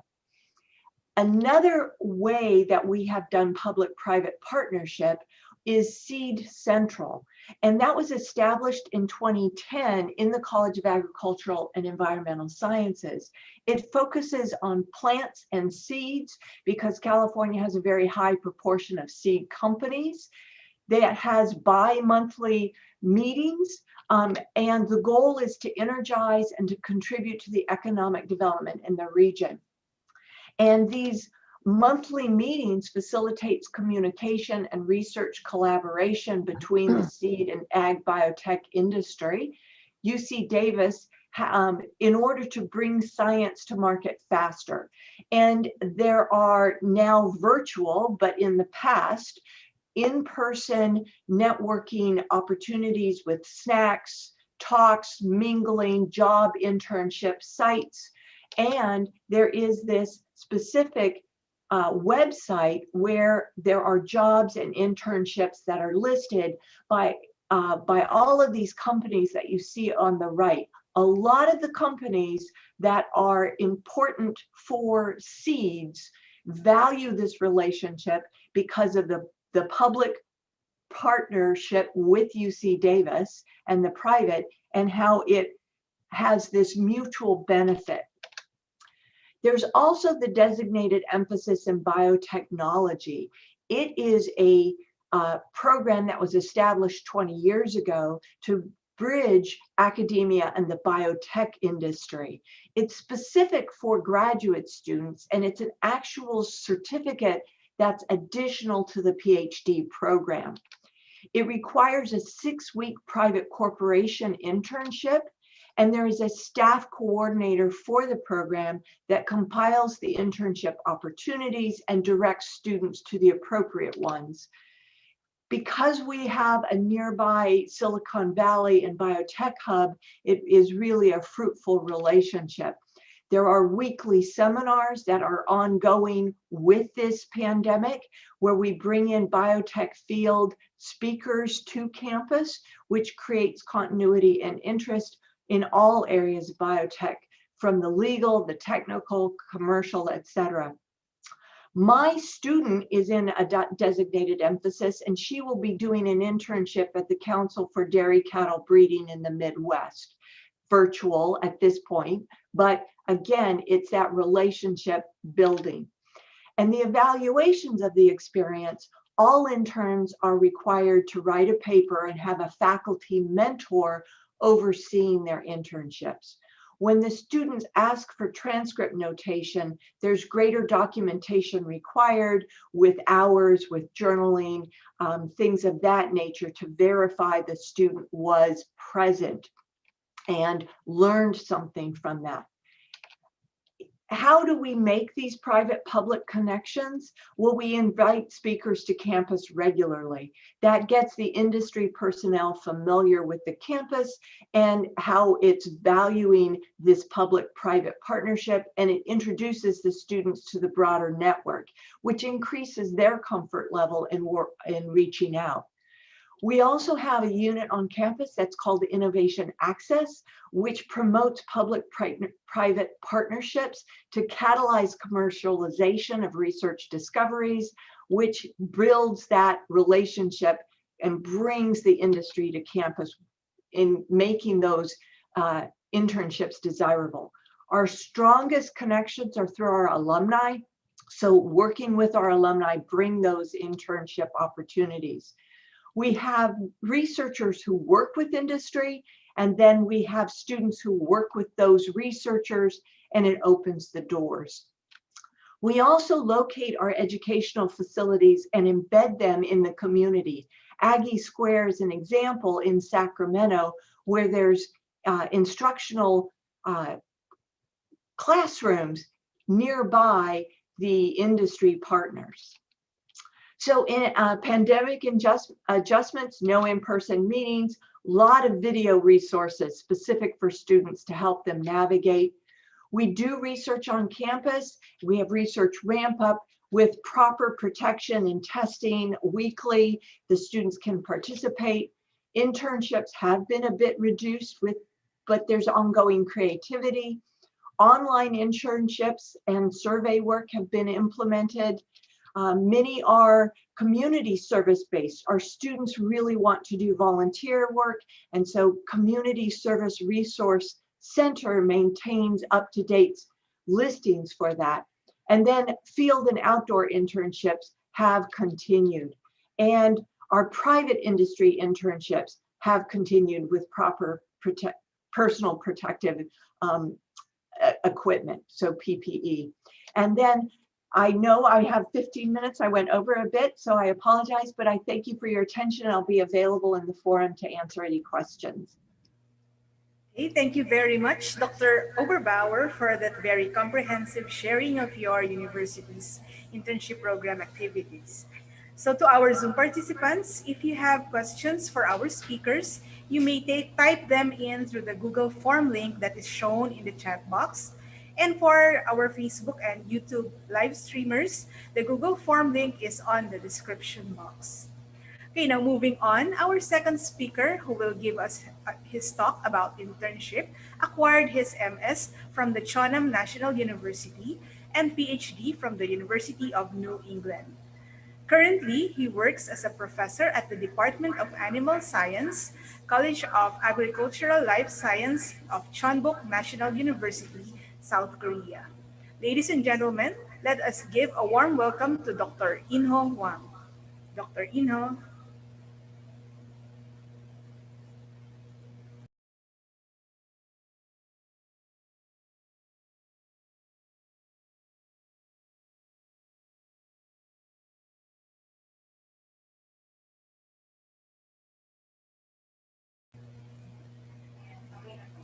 Can you hear me? Yes, sir. Okay, let me start. Thanks. Today, I just want briefly, in 15 minutes, talk about the internship and fieldwork programs for Jeonbuk National University.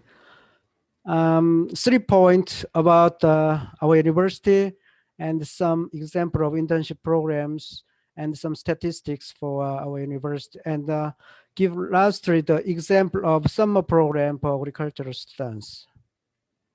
About Jeonbuk National University.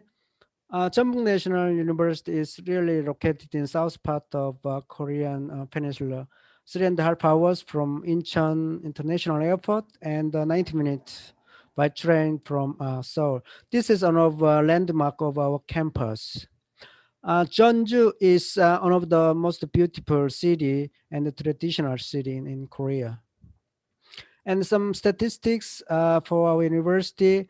We have about 1,000 professors and 900 staffs and 21,000 students and around 250 alumni.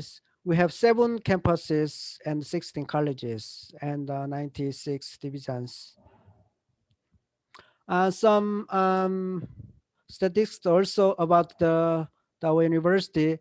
We mostly rank first or second position of the university in Korea among the flagship national universities. For example, Reuters in 2080s, they evaluated first as the innovative universities, and most of the top 2 or here is all top 2, but sometimes you got top 1 or top 3.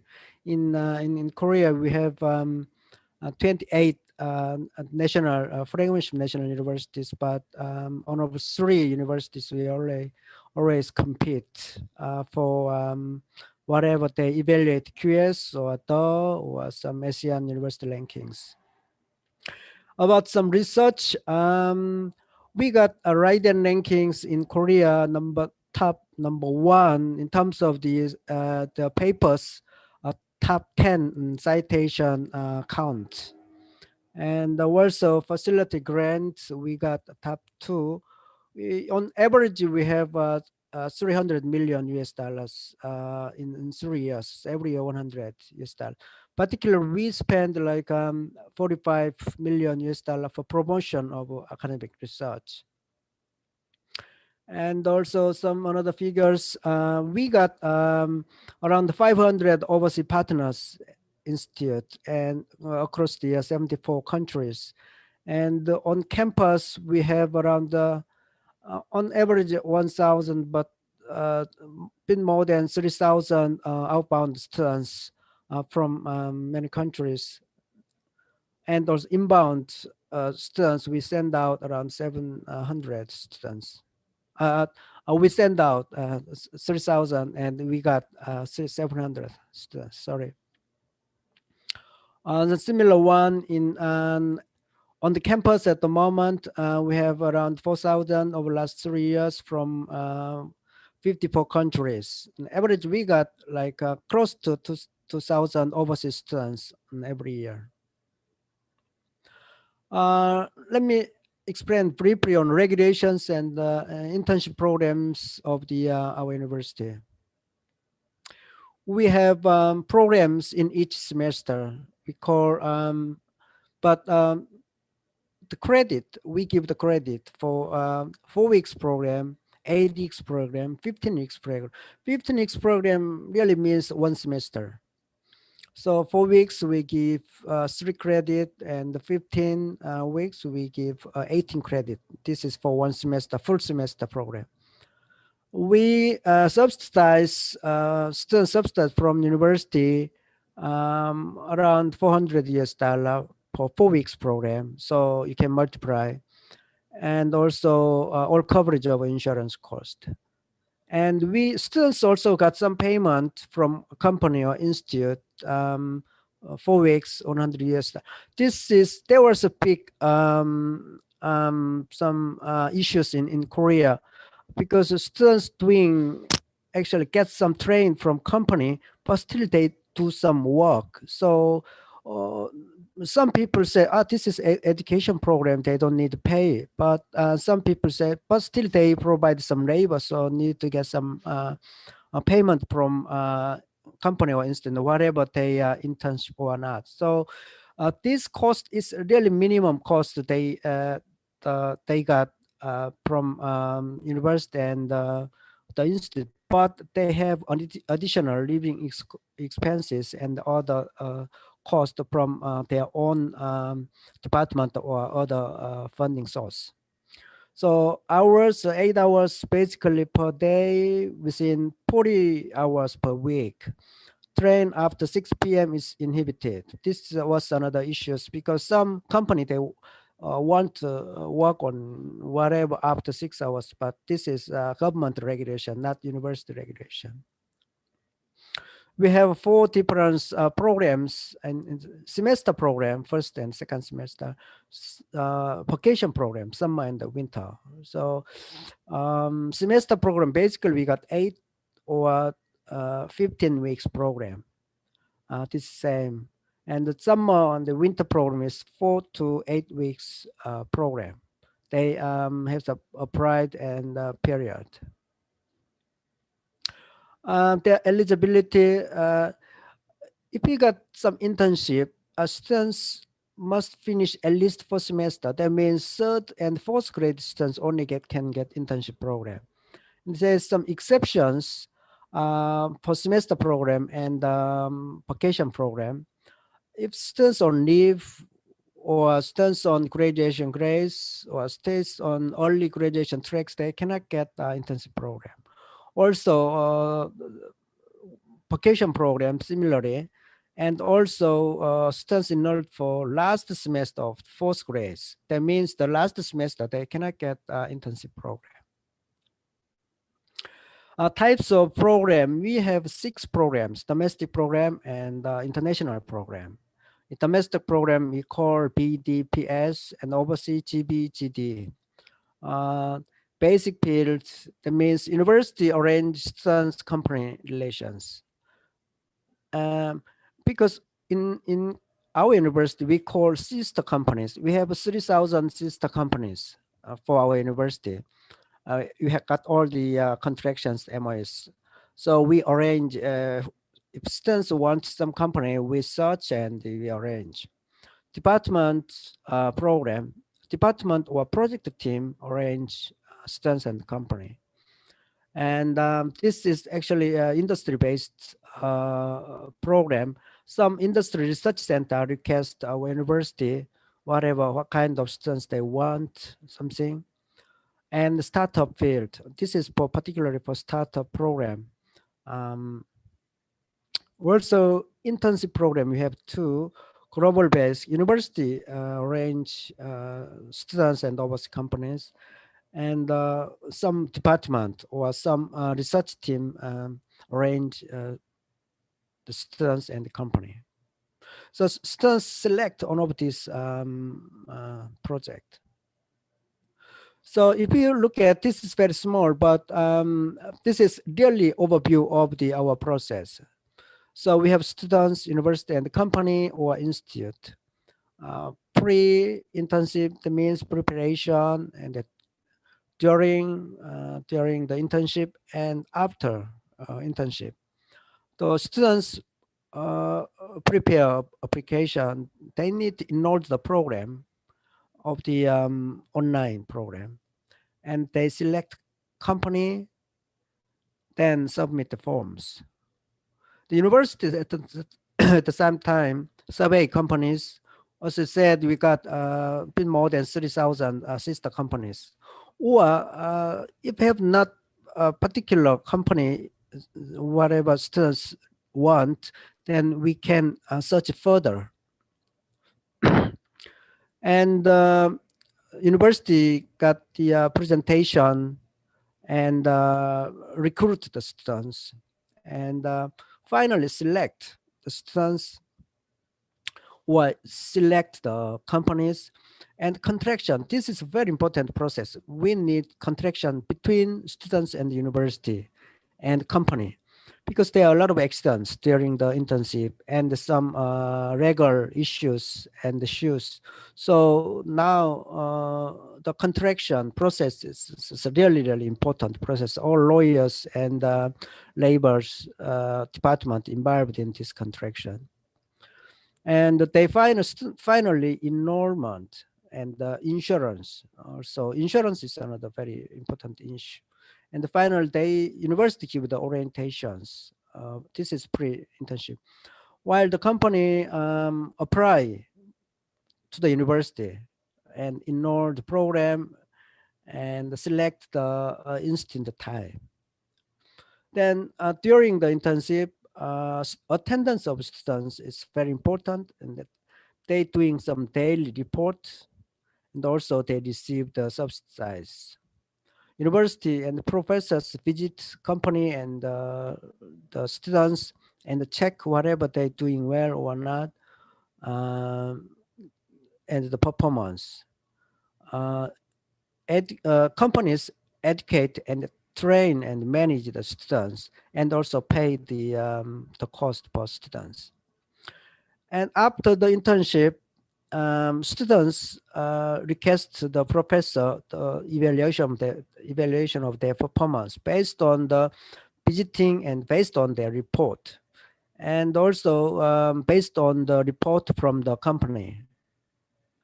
Then also students evaluate the satisfaction level of this program, and also the satisfaction level of university program and the satisfaction level of company, and they submit the final report.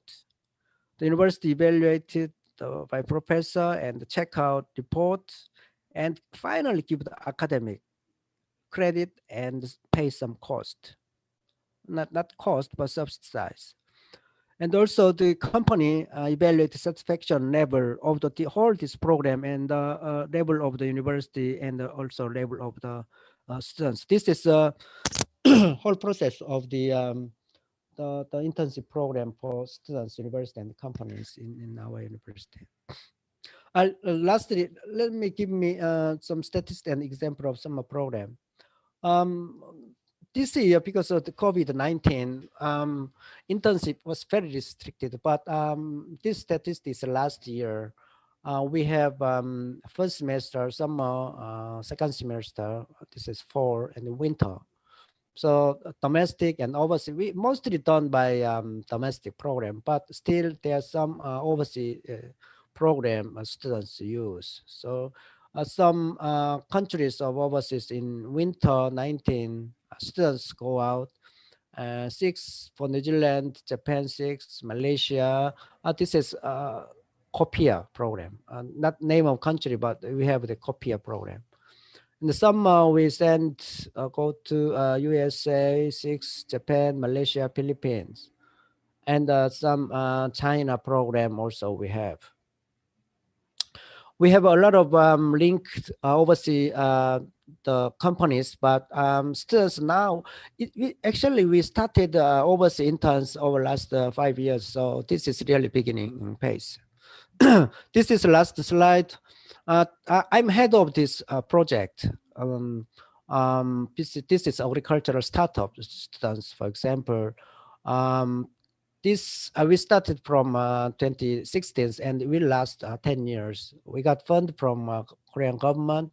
we spend every year 1.1 million US dollar for students train and send out the internship. And last year, 2019, we sent 4 weeks program, France, Germany, Netherlands. This is a package of a 4 weeks program. We got all the contractions. And we spent 25 participants, including me. I'm a head of this internship, and 17 students and 8 expertise and the professors. And animal science, I'm involved in animal science. Also, horticulture students take part in this program. And the satisfaction level is very high. Okay, this is all. Thank you very much. Thank you very much, Dr. Wang, for the talk you shared to us. And we hope for an internship collaboration with your university in the future. Okay, now we have 15 minutes for the open forum for both our speakers, and this will be facilitated by Dr. Maria Cynthia Oliveros of the Institute of Animal Science, CAFS UPL. Ma'am Cynthia. Greetings to all our viewers, and thank you to our international speakers, Dr. Obauer and Dr. Wang. You indeed gave us very informative presentations. Thank you for that. But we want to know more. So we're going to entertain questions that are coming in. So the first question is addressed to both speakers. So one is, what is the biggest challenge in partnership? And how receptive are the private sectors in partnering with public institutions or with maybe educational institutions? So anyone can answer po, Dr. Anita, Dr. Obauer or Dr. Wang? Well, I can start. How's that? So the biggest challenge is to make sure that the students represent the university well, and that the industry partners appreciate that it is a learning experience for the students, so that it's not just menial work, that it needs to be meaningful in terms of the educational experience.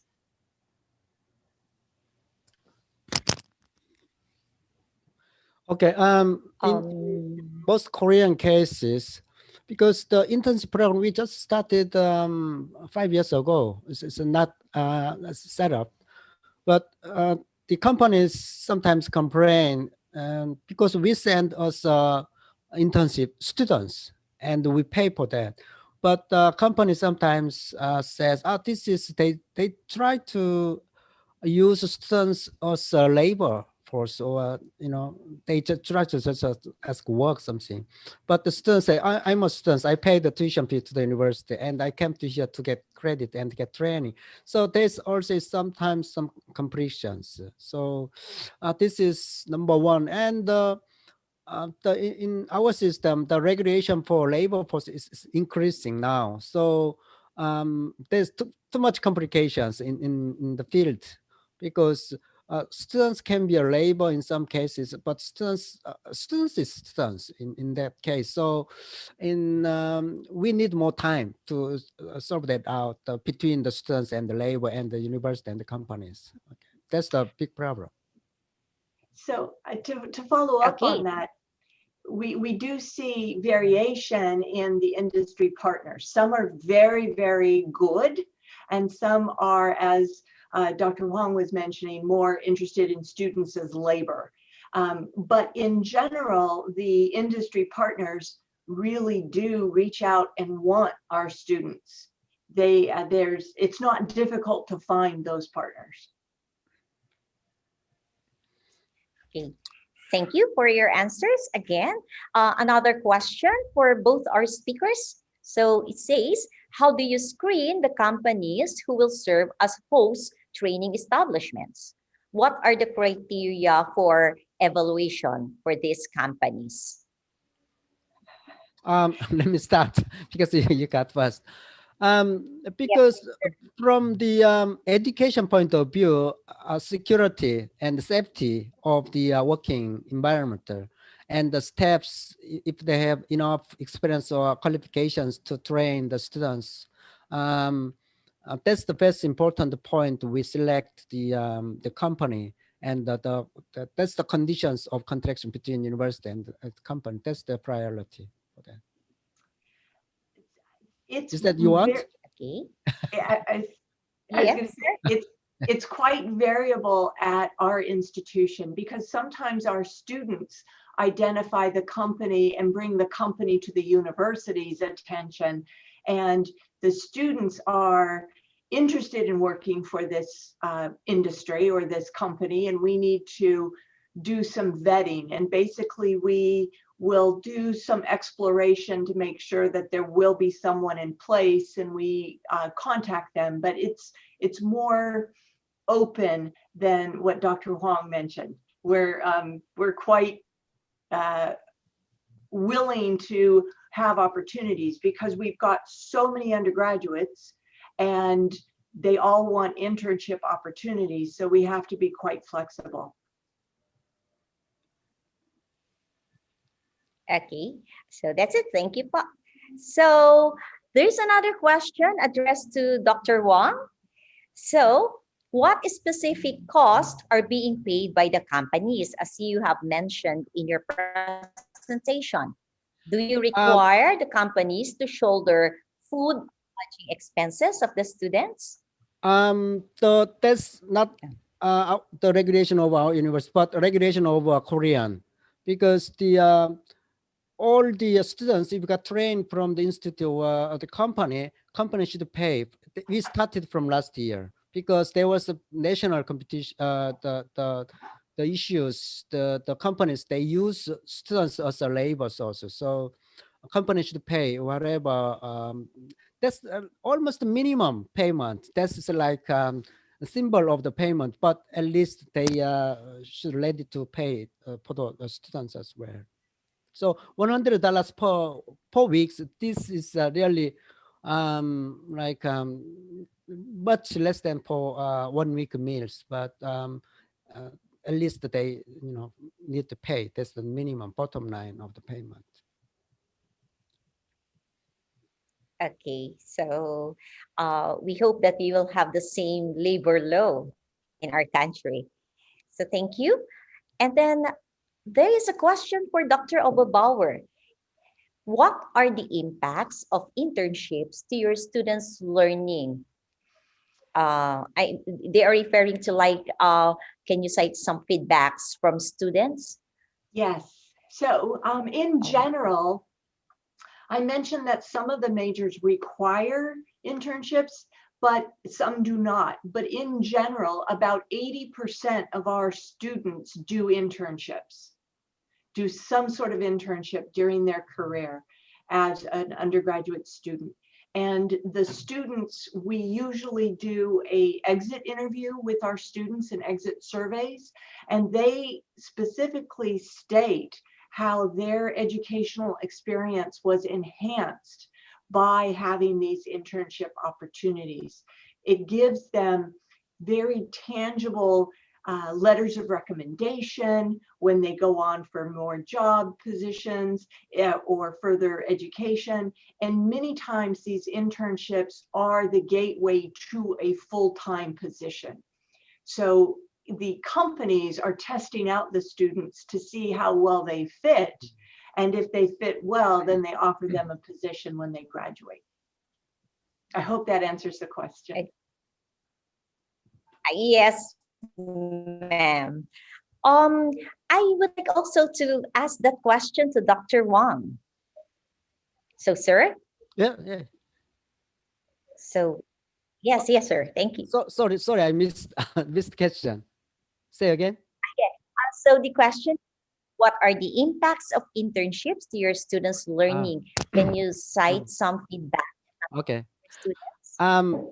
Actually, internship program in Korea is a new system. As I said, we started recent years. So this is the really a beginning period of the internship in Korea from university to industry. So this is not a stabilized system. So, but some department or some colleges actually did require like a 3 credit of internship to get a graduate. So this is not for the all university, but we start to the internship getting into the program more deep. So, but at the moment, internship is not much significant in terms of graduation and getting job in Korea. Yeah.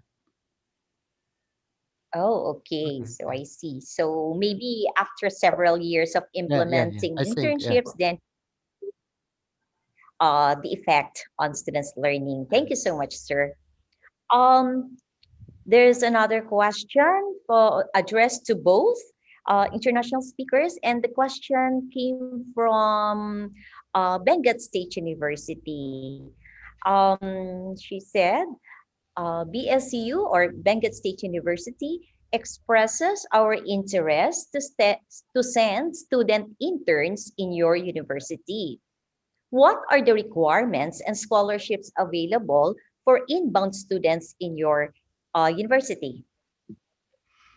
So anyone can answer? At this point in time, we do have various scholarships that might be available. So we have donors who have established endowments that will assist different inbound interns depending upon the program. So we have an associate dean in our college for global engagement, and that is Dr. Hermes Cabrab, and he is the conduit and the liaison who can best provide information as to what's required. So students coming to do internships need to have their visas, etc. So that's it's complicated. It's not necessarily that easy at this point in time. Okay. I'm not sure about all the system in our university, but as far as I know, we utilize the exchange programs, exchange students, exchange programs, and the conditions of whatever scholarship for the document system. I don't know. It depends on case by case and depends on contraction between two institutes, I think. But in Korea, if you visit the Department of Labor, there are many internship programs getting overseas students. So you can apply to the university through that Department of Labor of the Korean government. Then you can solve that all the cost and the whatever security and something.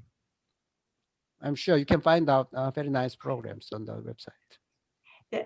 Probably easier is similar to what Dr. Huang said, education abroad program, where the students come as a student and then they participate in internships when they're here, at least at Davis. Okay, so I think that the question was answered very well. Those universities who are interested in sending their students, take note where you are going to find probably scholarships and the requirements needed for them to enter the university and the country.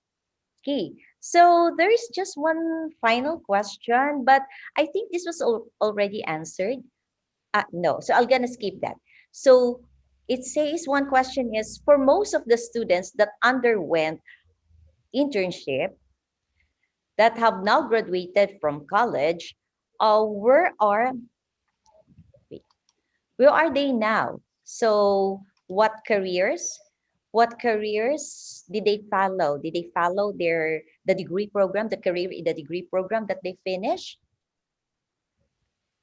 Maybe Dr. Bauer can answer this first. Certainly. It again depends upon the student's major. So the majors where they do the capstone projects and they have required internships, those often, if it's an accredited program, go directly into that career. And it's really virtually probably 50% or more.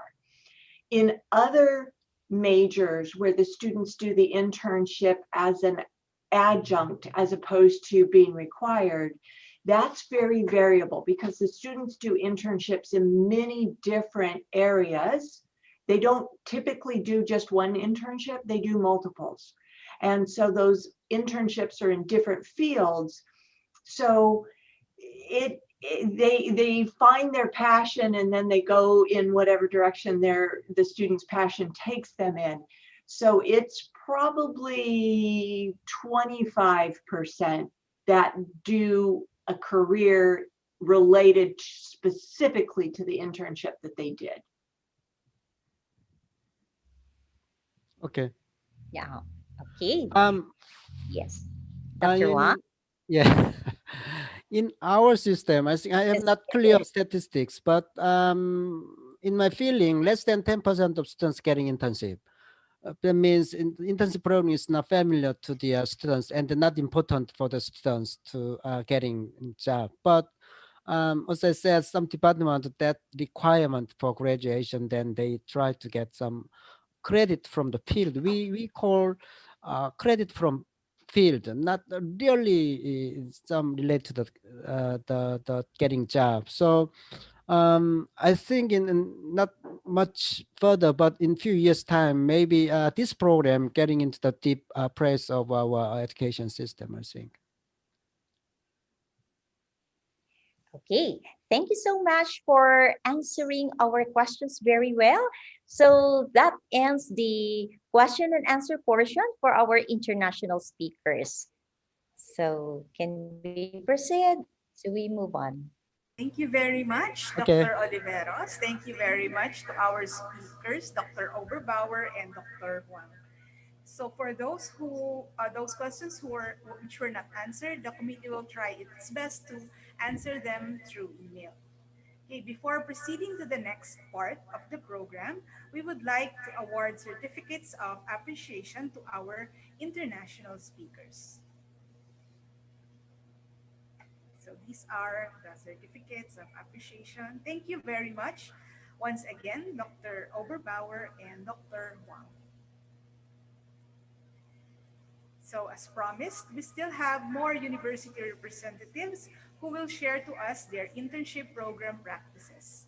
In the second half of the program, we will be featuring three local higher education institutions offering agriculture and food science related undergraduate programs representing Luzon, Visayas, and Mindanao. For our first speaker, she hails all the way from the very cold province of Benguet.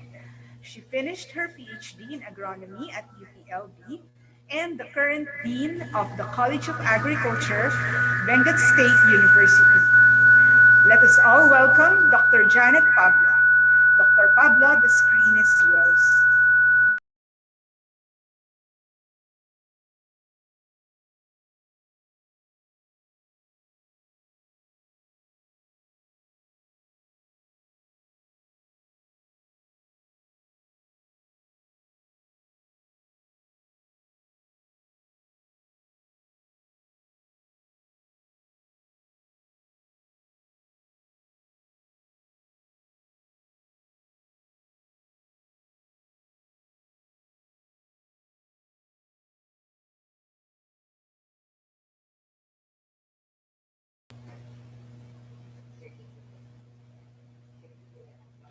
Dr. Pablo.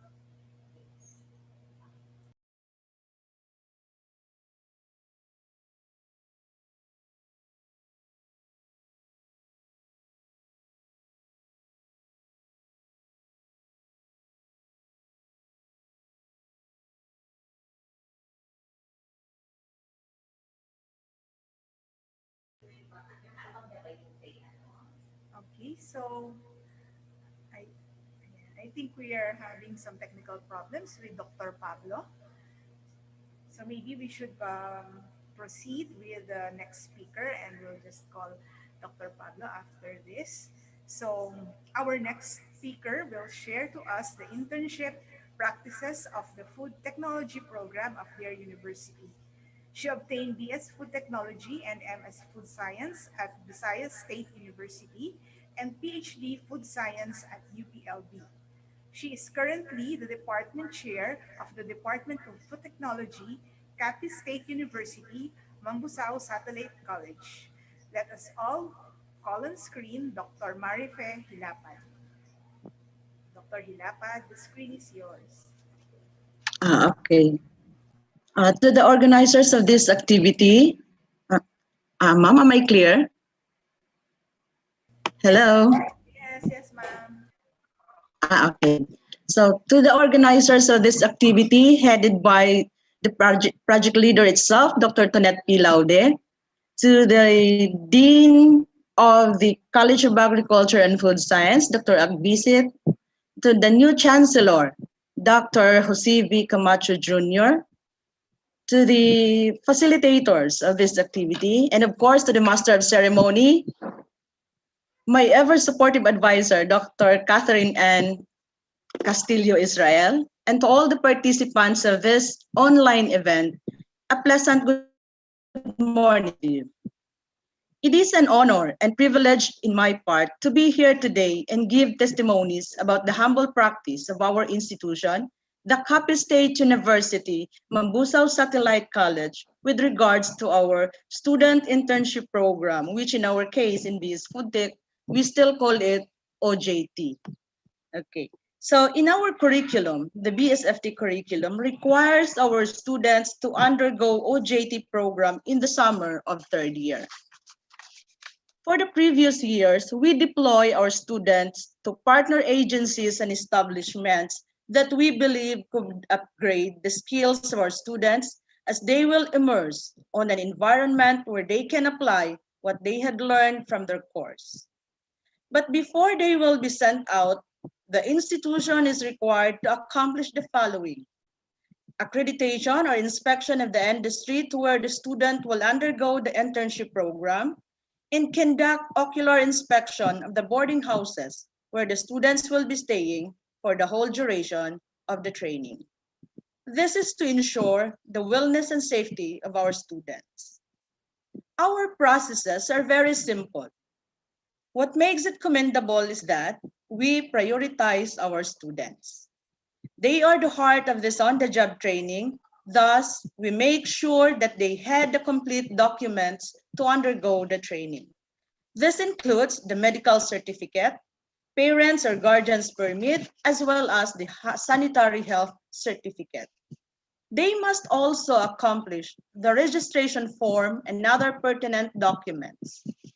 The department also sees to it that the students were properly transported to their areas.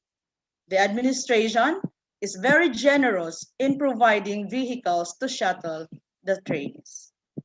Moreover, every trainee has his own OJT journal, where their job experiences are recorded, as well as their weekly narrative report are chronicled. Along with it, we also have the student checklist, the grading system, as well as the grading sheet. So the department also conduct monitoring of its trainees, and this is done usually at least once for the whole duration of the internship, depending on the situation. However, these processes and practices were put on hold because of the pandemic. We are currently experiencing the new normal, but as educators and cultivators of learning, we also believe that it is normal for learning to continue. Conversely, bearing in mind that certain protocols are implemented, observed, and followed for us not to endanger the health of our students and faculty as well. Here in Capiz, the government declared the enhanced community quarantine adhering to Executive Order number 11, series of 2020, last March 15. At this point, our students were already pre-registered for their on-the-job training course that will materialize in the summer of 2020. But with the declaration of the executive order and strict implementation of the safety protocols against the spread of COVID-19, the students were not allowed to be deployed to the different partner agencies and establishments. and that internship will be moved to the second semester. But since our students are already enrolled, the Food Technology Department initiated activities that will bridge the gap. The department encouraged the students to attend webinars on topics related to food science and technology. However, this is not mandatory for students who has no internet connectivity, considering that our place in the province has a very unstable internet connection. Thankfully, our students were also resourceful in this process and had found ways to attend and engage these webinars. They are willing and eager to learn, thus their innovativeness and resourcefulness surfaced. We only encourage them to attend at least 3 webinars, but surprisingly, at least students have at least a minimum of 6 webinars attended. And also, in lieu of practical activities, they were given assignments and activities where they can think critically and somehow apply what they had learned from school. The department became very open to the needs of the students. Even the advisors and subject teachers did not hesitate to extend support to our students' undertakings, even though face-to-face is totally not allowed. Right now, the institution continues to craft innovative and meaningful ways to integrate learning. With all of this, I believe that learning can still take place. With the sustained support of the faculty, students, and administration, learning is still possible. We fervently hope and pray that this pandemic will end and everything, although slowly, will be back to normal. For the meantime, let us not stop cultivating learning. Let our approach be proactive and let us be flexible to changes. And lastly, let us put our students at the center of learning. Thank you very much for your time. Have a good day, and once again, good morning. Thank you very much, Dr. Hilapad, for sharing to us your internship practices in your college. Okay, now I will be calling back Dr. Janet Pablo.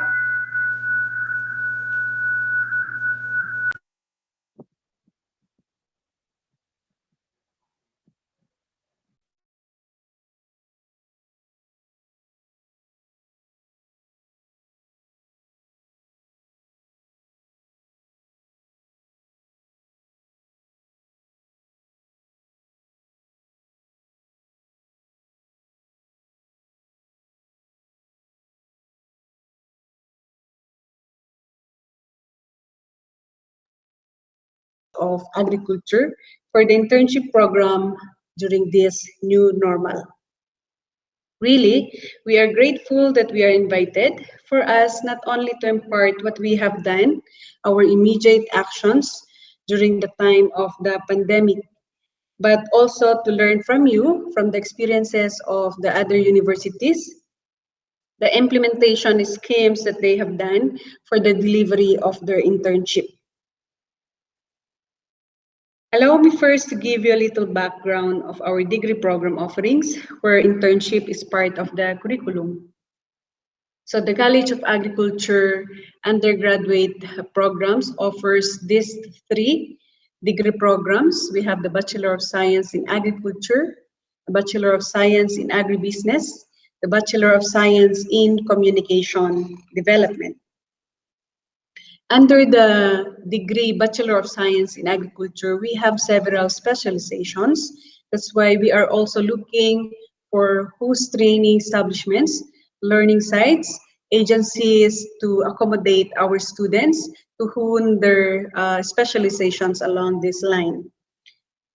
And we also, for the Bachelor of Science in Agriculture, the first batch for this new K-12 curriculum are now 3rd-year students, and the schedule for their internship will be in 2021 during the mid-year term. So we are really working to look for host training establishments to accommodate our students.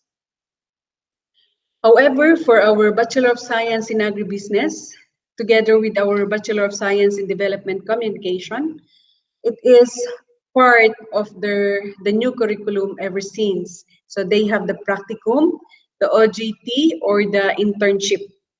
For our Bachelor of Science in Agribusiness, the legal basis or the PSG for the offering of BSAB is in 2007, but we enhanced it, and still OJT is part. And we have 3 specializations under this degree program: the marketing management, financial management, and the local agribusiness management. For our Bachelor of Science in Development Communication, we have to immerse our students along the specializations on community broadcasting, development journalism, educational communication, and science communication. So it is part already of their curriculum, the internship. We actually, the Bachelor of Science in Development Communication, during the first implementation of this course in 1999, the first internship was conducted in 2002. So along the implementation of the internship program, they are learning and they have been crafting the guidelines for their internship program. And for the college, we actually is adapting some of the guidelines, or more or less the guidelines of this degree program, to be implemented by the other degree programs, along with, of course, the CHED Memorandum Order Series 2017, SEMO number 104, for the revised guidelines for student internship program in the Philippines, and also the CMO number 22, Series 2013, for the PSG on student internship abroad program. The college, through the Bachelor of Science in Development Communication, have these 4 core values. We have presented this in the first conference. We were invited by this project. We have the pagtatalas, pagyakap, paghahanda, at pagpapakahulugan. And we call this the 4P. The college believe that learning in the classroom should be accompanied by doing. So we have the laboratory, the bridging, the summer bridge courses to ready our students, and of course the internship, wherein we have to immerse our students to learning situation or exposures that will give them the experience to approximate the real world. So with the internship, we hope to instill to them 4 core learnings, and that is our 4P. For the pagtatalas, academic practicum and internship experiences are, of course, acknowledged to be valuable tools for learning.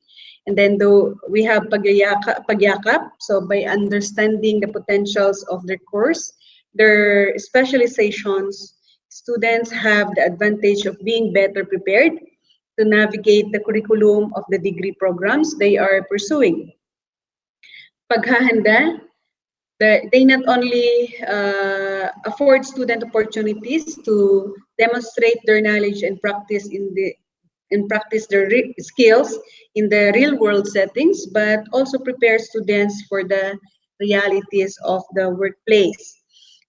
Pagpapakahulugan, we hope that the students will find meanings and value to their engagements with the host training establishments or communities they work with in connection to the degree program they pursue. Normally, we have the process flow for our outbound students for the internship. We do conduct department level planning, wherein we have the identification of cooperating agencies, the requirements, the sites, and then we have coordination after the department planning. So we do site visit, finalization of the sites for internship, and of course, forging of MOA for BSU and the host training establishments or learning sites. And then we also conduct pre-deployment taskings, orientations, and workshops for students. So this aims to group our students to conduct general orientation and to conduct skills enhancement workshops so that they will be ready to help the host training establishments where they will be deployed. And then during the deployment, they are accompanied by the internship facilitators, faculty. So we send the students to the internship sites. We do courtesy calls to the major agencies in the sites. We do also we do familiarization of the transport, the security, the mentees, and others that the students may know about the site, the internship site. And then we have the internship implementation, and during the internship implementation, closely supervision or close supervision is done. So we have the internship monitoring. We have to coordinate with the host training establishments for their feedback. And we conduct regular meetings, not only with the host training establishments, but also for the students. Get feedback from them. And then also we conduct internship evaluation, so on-site performance of the students. We also have yung post-internship conference, and then we have agency evaluation by the agency mentors. So the performance of the students, the grading will be also given by the host training establishments.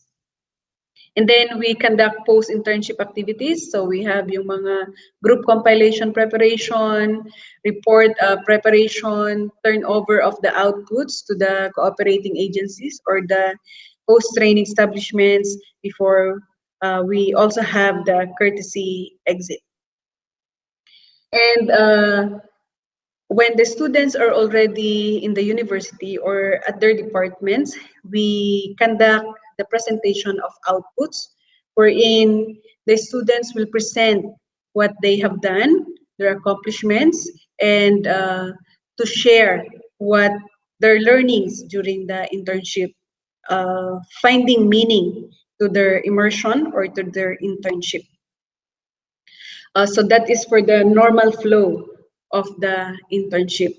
But during the pandemic,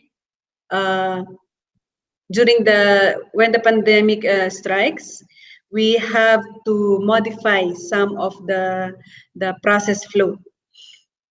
For BSDC, what they have done is the agency internship already currently during that time. So the students are deployed in the agencies, in the university offices, and they are already currently doing that agency. Initially, what the department has done is to recall the students and requested them to work from home. So whatever the agency or the office has given them to work on, they just they have done it from home. But eventually, since mobility and is limited, and we have to send home our students for their safety, then we have to evaluate what they have done already for the week and for the community internship or the other internship that they have done. So that is for the Bachelor of Science in Development Communication. For the Bachelor of Science in Agriculture, since we do not have yet the internship, but we have the summer bridge for our first years, what we have done is to meet with the executive council of the college, with our the academic sector of the university, and agreed that we have to reschedule the summer bridge activities. So for the College of Agriculture, we rescheduled next year, and that is 2021, and we hope that face-to-face learning will be allowed, or limited face-to-face will be allowed, so that we will be able to deliver these summer bridge activities. During the first semester, most of the degree programs for internship is actually is not scheduled during the first semester.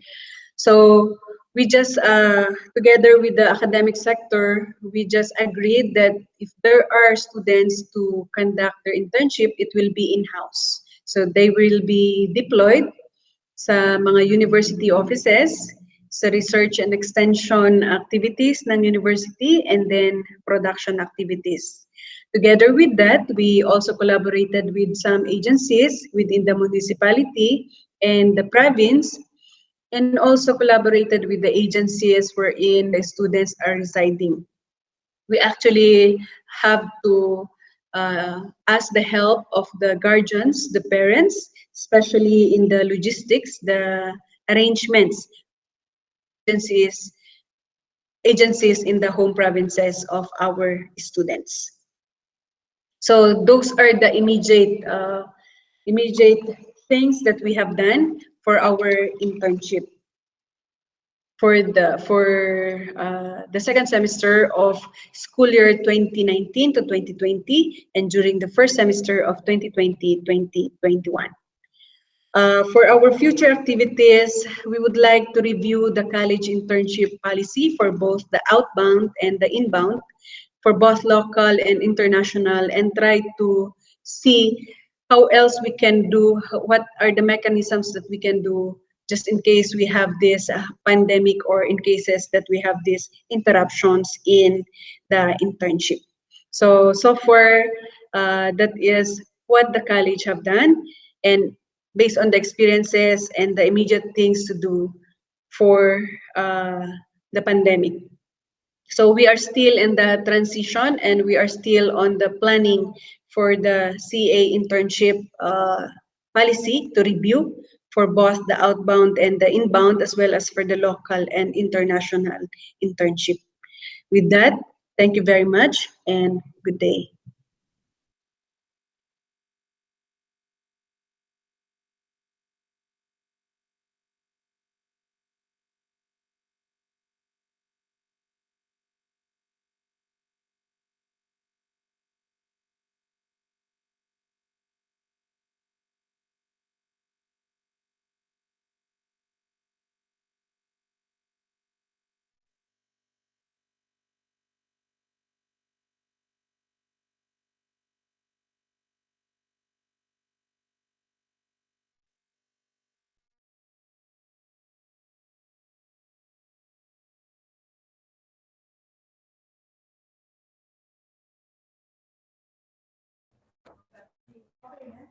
So,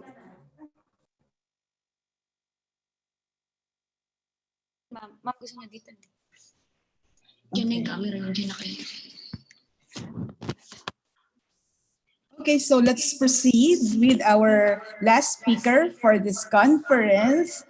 She finished her BS Agriculture major in Agricultural Education at the Mindanao State University, Lanao del Norte Agricultural College in 1998, earned her MS degree in agronomy in 2005, and PhD in agricultural education in 2011, both at UPLB.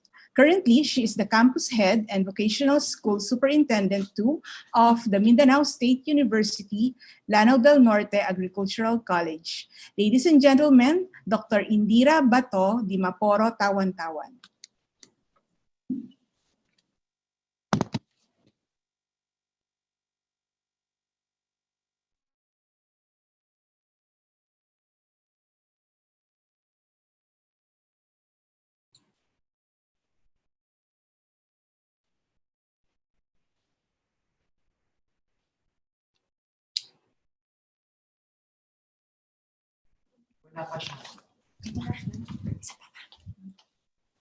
May we call on Dr. Indira Di Maporo Tawan-Tawan. Yeah. Good morning, everyone.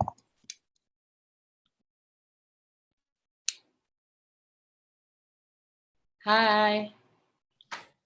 Good morning. Yeah, good morning. I cannot start my video. It is stopped by the host.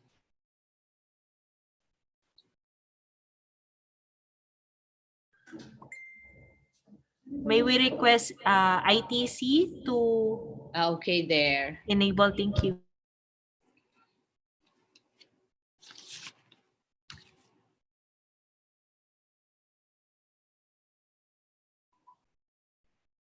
So hello, everyone.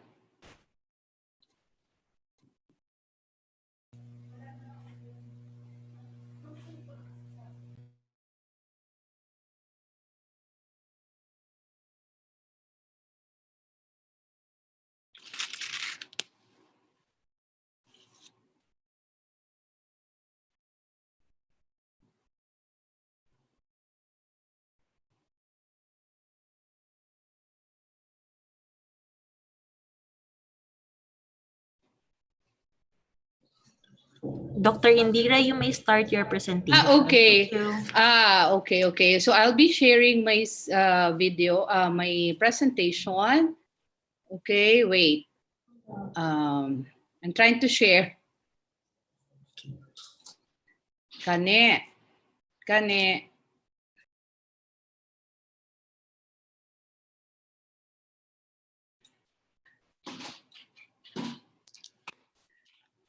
I don't know how to share my screen. Ando ko na kasi. How to share. I need help to share my advanced and then files. Dropbox, Google Drive, advanced, portion of screen. I'm trying to share my presentation. You can click the bottom part on the share screen. I did already. And then select the file you want to share. Okay, share screen and then portion of screen. Basic, I can see basic and then desktop. Go to the Is basic your and then presentation already open, ma'am? Is it already open? Yes, I actually sent my presentation because I thought the host will be sharing it for me.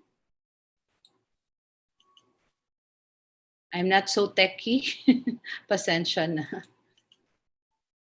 I cannot see. Share. Okay.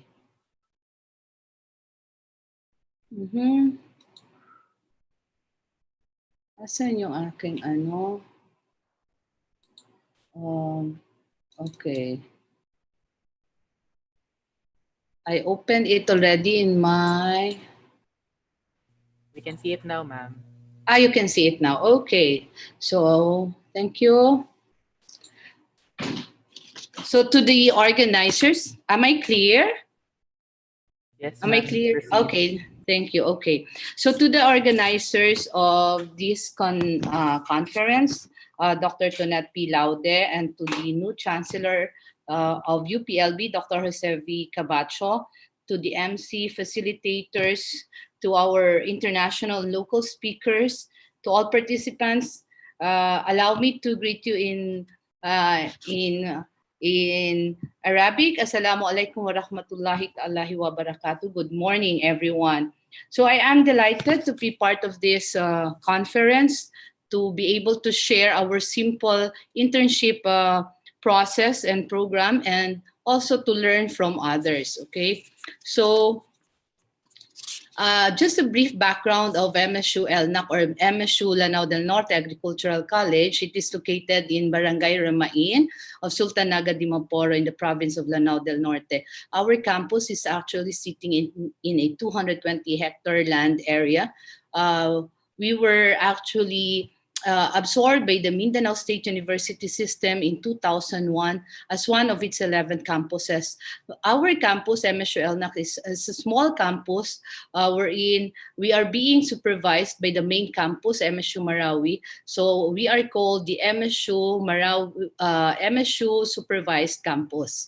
Okay, then just to share our program, our baccalaureate programs are BS Agriculture, major in Agronomy, Animal Science, Agroforestry, and Extension Education. We also have other programs which also have their internship program, or OJT, Bachelor in Elementary Education, Bachelor in Secondary Education, and Bachelor in Information Technology and Computer Science. So we also have that basic education wherein we deploy our practicing teacher from the College of Education. We also have our master programs in farming system, animal science, and Master of Arts in Education, school administration. So in the old curriculum, we have the on-the-job training, which we give every summer of the students' third year. Okay, and then but what we were also doing pre and post orientation to orient the students, the faculty, and to hear from the agency also.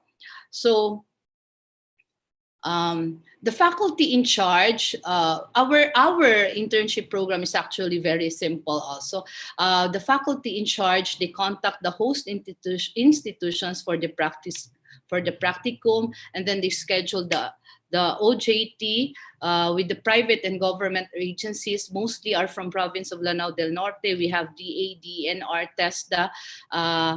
Some private farms in the province, actually, we find difficulty in sending out our students to private farms because they also have difficulty in accepting interns. Okay, next is that. Well, the receiving agency is that they orient the students, they give the workload. Sometimes they also give comments on the schedule of OJT. They do observe and rate students' performance. And some of these students, some of the agencies that we have sent our students in, they give free accommodation. For the students, they must be officially enrolled and has reached 70% minimum required units of 70, and then they must wear an appropriate dress or code of the agency. They should accomplish the workload given, then abide by the rules and regulation of the accepting agency. Then they observe, of course, punctuality, discipline, display proper work ethics, and do not engage to illicit activities. And they, for their output, they give oral reporting of their reflections, experiences, and learning.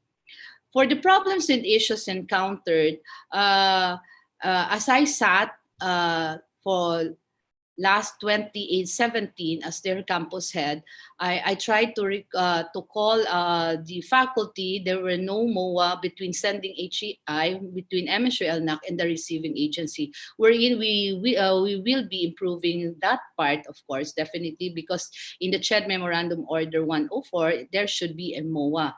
And then another is that financial constraints, minor problems among interns, and then no standard evaluation and assessment forms, which we wish to improve also.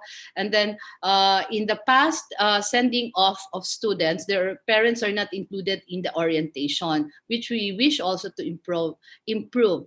So for the financial constraints, both from the campus and for the students and the agency, they don't have budget for the interns. Okay. My campus actually has a very limited budget. That's why it's kind of difficult. However, well, yes, the students are very resourceful and find ways. We help our interns to their minor financial problem. We help them financially in ways that we can, and then they have no insurance, which we will be correcting also that part, and then medical certification, and then we're not strict about that before, but this time definitely we will be improving on that. Then students are left in the hands of the agency. Okay. So monitoring of the students are done also once in a while, or we do surprise visit. I told my faculty in charge before that they have to do some surprise visit to really check if they are doing well in the agency where they were sent off. But for the new curriculum, effective school year 2018-2019, the on-the-job training of our curriculum are two. We have the in-campus and the off-campus. We were able to conduct our in-campus last year, I think, 2 years ago, because it's being offered first year, summer of first year, okay? And however, for the first year for this academic year, not until the restrictions are lifted, we are still planning on how to do about it.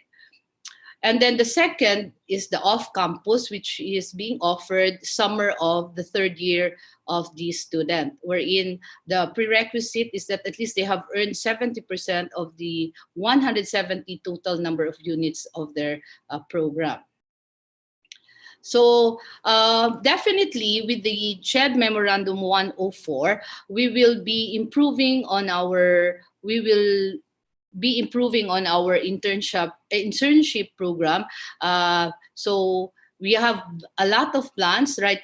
We actually did already contacting the Provincial Agriculture Office, asking for list of agencies, private and government farms that are DTI or DOT or DA recognized farms, wherein we can send our students for them to will be able to improve their skills and competencies. So I am happy in behalf of the Mindanao State University, because I already had informed our president that I will be sharing with them what I have learned from the 2019 benchmarking that we had in Davao. But then when pandemic came in, the schedule was not pushed through. So hopefully I can push through with the schedule so that I can tell them that the university system has to create and draft a plan for the to comply with the CHED Memorandum 104. So that would be all. Thank you so much. So, thank you very much, Dr. Dimaporo Tawan-Tawan, for your very informative and comprehensive discussion of your OJT. So, if you have questions to our participants, you may again access the Google Forms. So now we will again go to another set of open forum, which will be moderated by Dr. Sherry B. Marasigan of the Agricultural Systems Institute, CAFS UPLB. May I call in Dr. Sherry? Good morning, everyone. Thank you, Dr. Pablo, Dr. Hilapad, and Dr. Dimaporo Tawan-Tawan for all your sharings and presentations about your internship programs in your respective universities and colleges. So we will now be entertaining questions regarding the presentations of our speakers. So we have here some questions. Now, first is the question. Actually, some of you have already mentioned about the pandemic, na particularly the Benguet State University. But there's a question, probably other HEIs could answer this question. Good morning po. How will these internship programs be affected? By COVID-19. How about po dun sa... Sorry po, ma'am. Medyo naghang. We were not able to get the question. Ay, sorry po. I do not know what happened. I will repeat po, ma'am. How will this internship programs... po yata. Ay, hello. Can you hear me po? Maybe I can see the questions na lang sa chat box. If you can put it in. Thank you. It's not there. But anyway, can you hear me now, ma'am? Can you hear me? I cannot hear po, ma'am. I think there is... Okay. Maybe, ma'am, we will just type it on the chat box. But probably Dr. Hilapad could answer this one. How will these internship programs be affected by the COVID-19?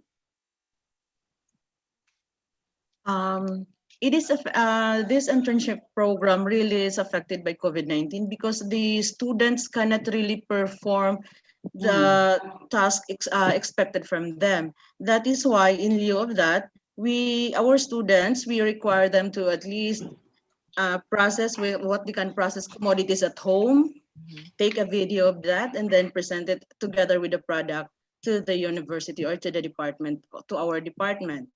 It's because we cannot really, because there was a mandate.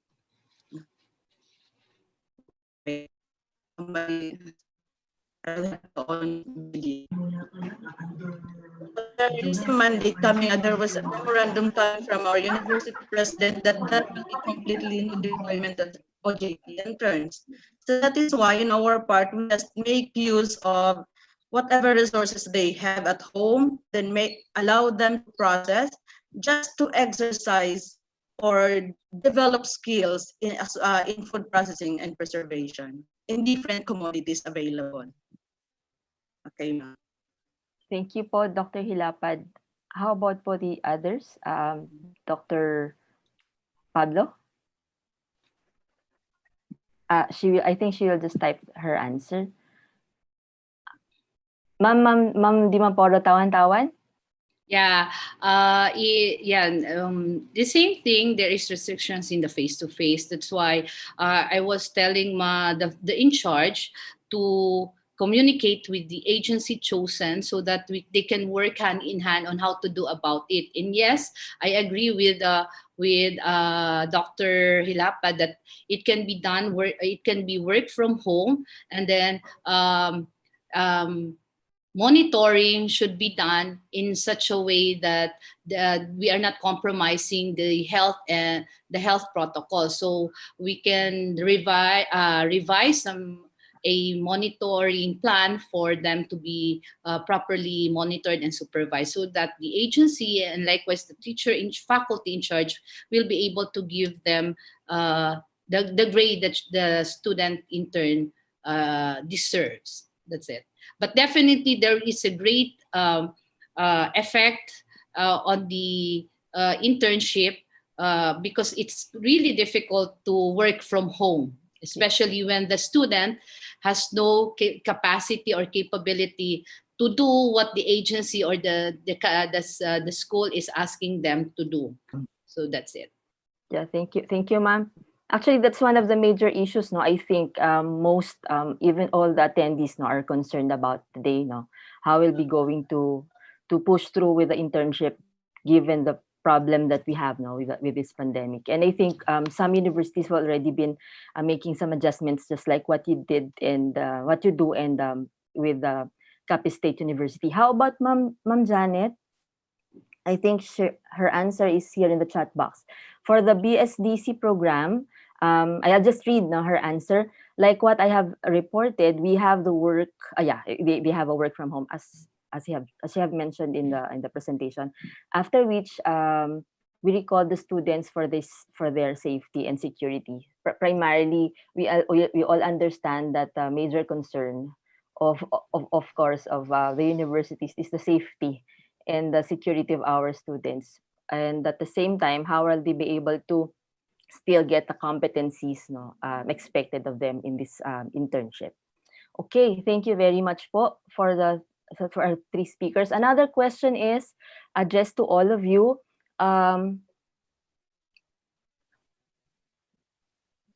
What are the options available to the students under the internship program? Are there options such as research internship, entrepreneurship, teaching internships, or any other options that you have?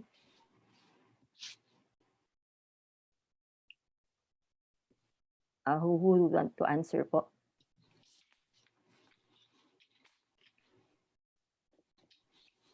From Capiz State, from MSU, or from BSU? Do you have any options po?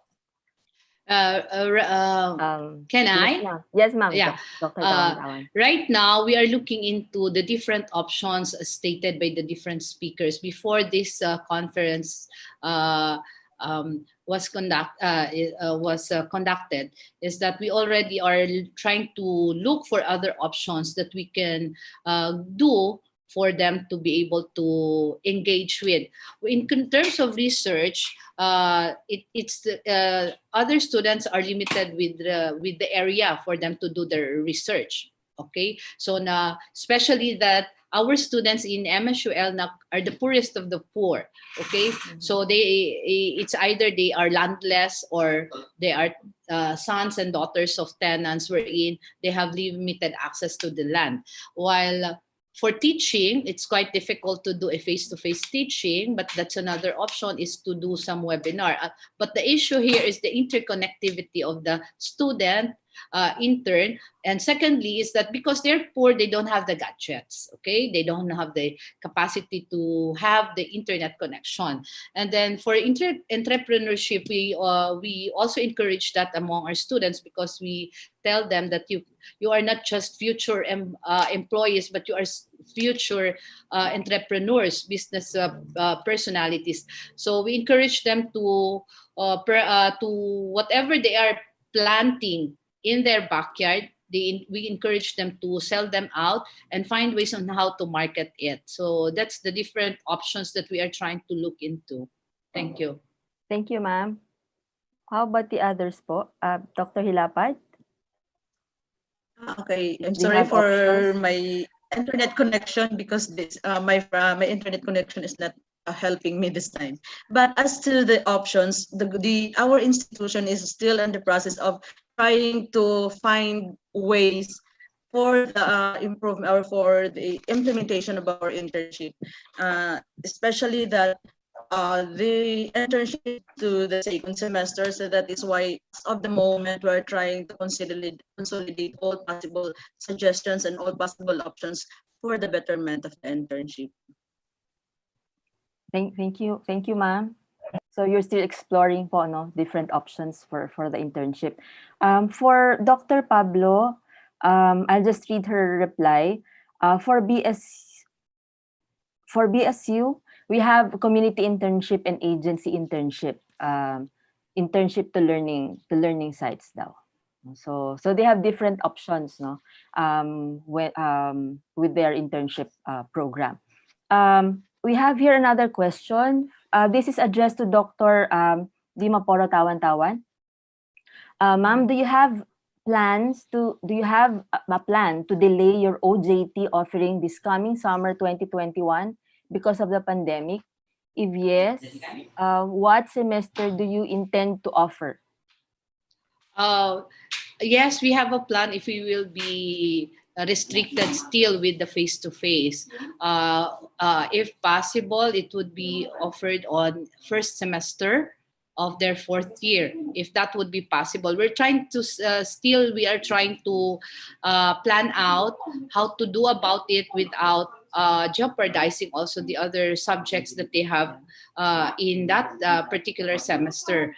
And also if that could be, because it's quite impossible to offer it on the second sem because they are about to graduate and they have to earn the competency before they graduate actually. So if that will be deferred, most likely it will be offered on the first semester. But hopefully we are praying, of course all of us are praying that the pandemic ends and we will be allowed to have the face-to-face. But if still we cannot do that, perhaps I will be pushing for that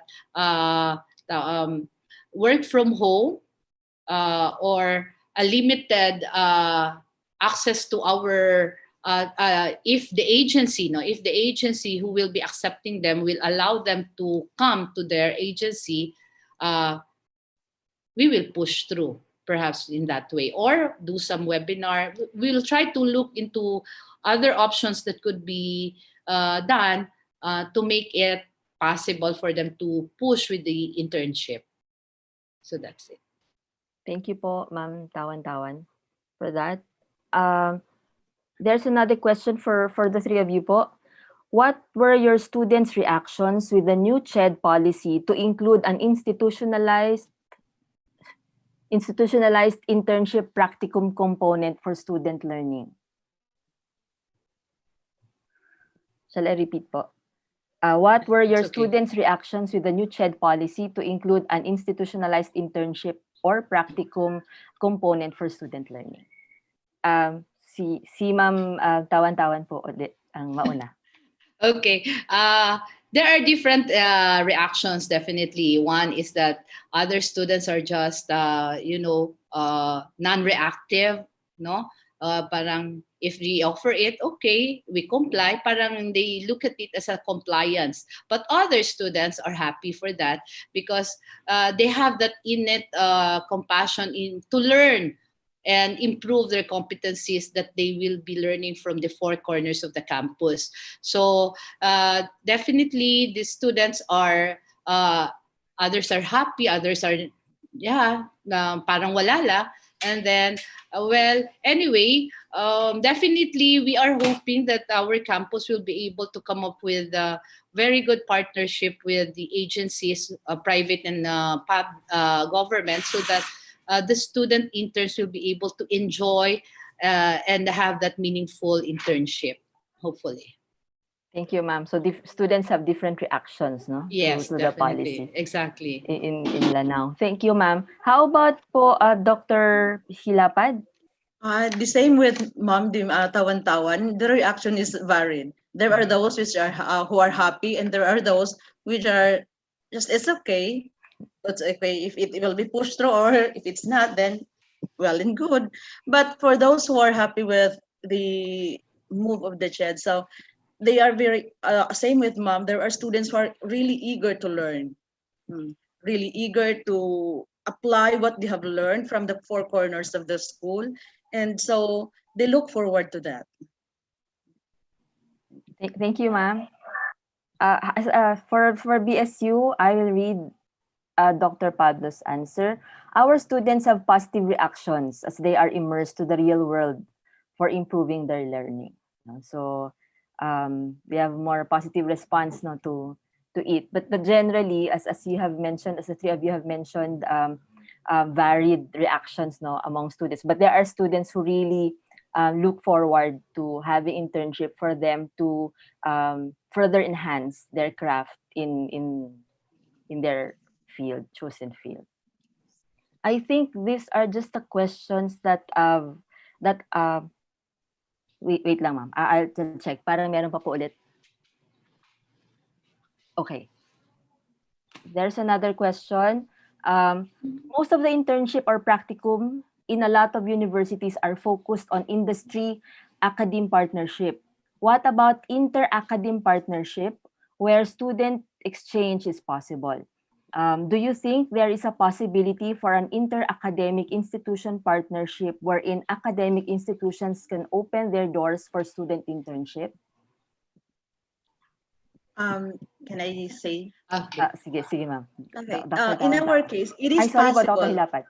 Sorry po. Go ahead, ma'am. Okay, I'm sorry. Go ahead po, ma'am. Go ahead po. In our case, it's possible because we are collaborating with with our other academic institution here in the region for us to have a partnership, and we'll have an exchange of student interns in the near future. But as of now, as of this time, we are still in on the planning stage, but we hope to push it through. Okay, thank you. You're looking forward to it, no? How about Dr. Tawan-Tawan? Yeah, likewise, I also intend to have, I also intend to send out students from the other universities for them to be able also to learn from what they are doing, especially that our campus is like starting from zero and trying to collaborate with universities, even if I think Dr. Hilapad can and Dr. Pablo agrees with me that if we only have that budget enough for the student interns to be sent out in universities with Center of Excellence and Development in Agriculture and in industries wherein they will be learning more technologies, definitely we will be sending our interns there. But the primary concern is actually the finance, not to withstand also with the existing pandemic. Okay, so definitely MSU LNAC is very open because I know that I will be learning also from these different universities, because in the region, Region 10, we have the Caraga State University. We also have the Central Mindanao University, and we have the Mindanao State University main campus with very good standing in agriculture. Actually, CMU has the Center of Excellence and also CSU. So I think definitely not only the students will be learning, but likewise also the faculty that we have will be learning more for this kind of exposure and partnership. Thank you, ma'am. No, it's not only for students but also for the faculty members as Yes, well. No? definitely. Ma'am, we have one last question. We have a room for a last question. How do you encourage compliance of host training establishments to CHED Memo 104?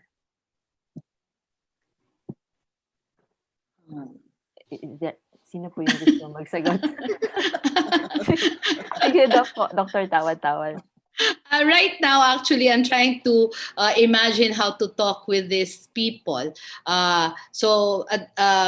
Part of the planning is that I asked for the list of the different private farmers that are recognized by DTI or DOT and DA, and then collaborate with them. But actually, before the pandemic, there is a positive response from the ATI supervised and recognized private farms in the province. So I think it will not be difficult on my part to talk to them, because actually they are asking for interns from my campus. Okay, so but it's very good and very timely that we are now doing this, trying to implement the CHED Memo 104, because that will strengthen definitely my plan on linking with these private and other government agencies. The problem, I think, that also is faced by the other state universities is that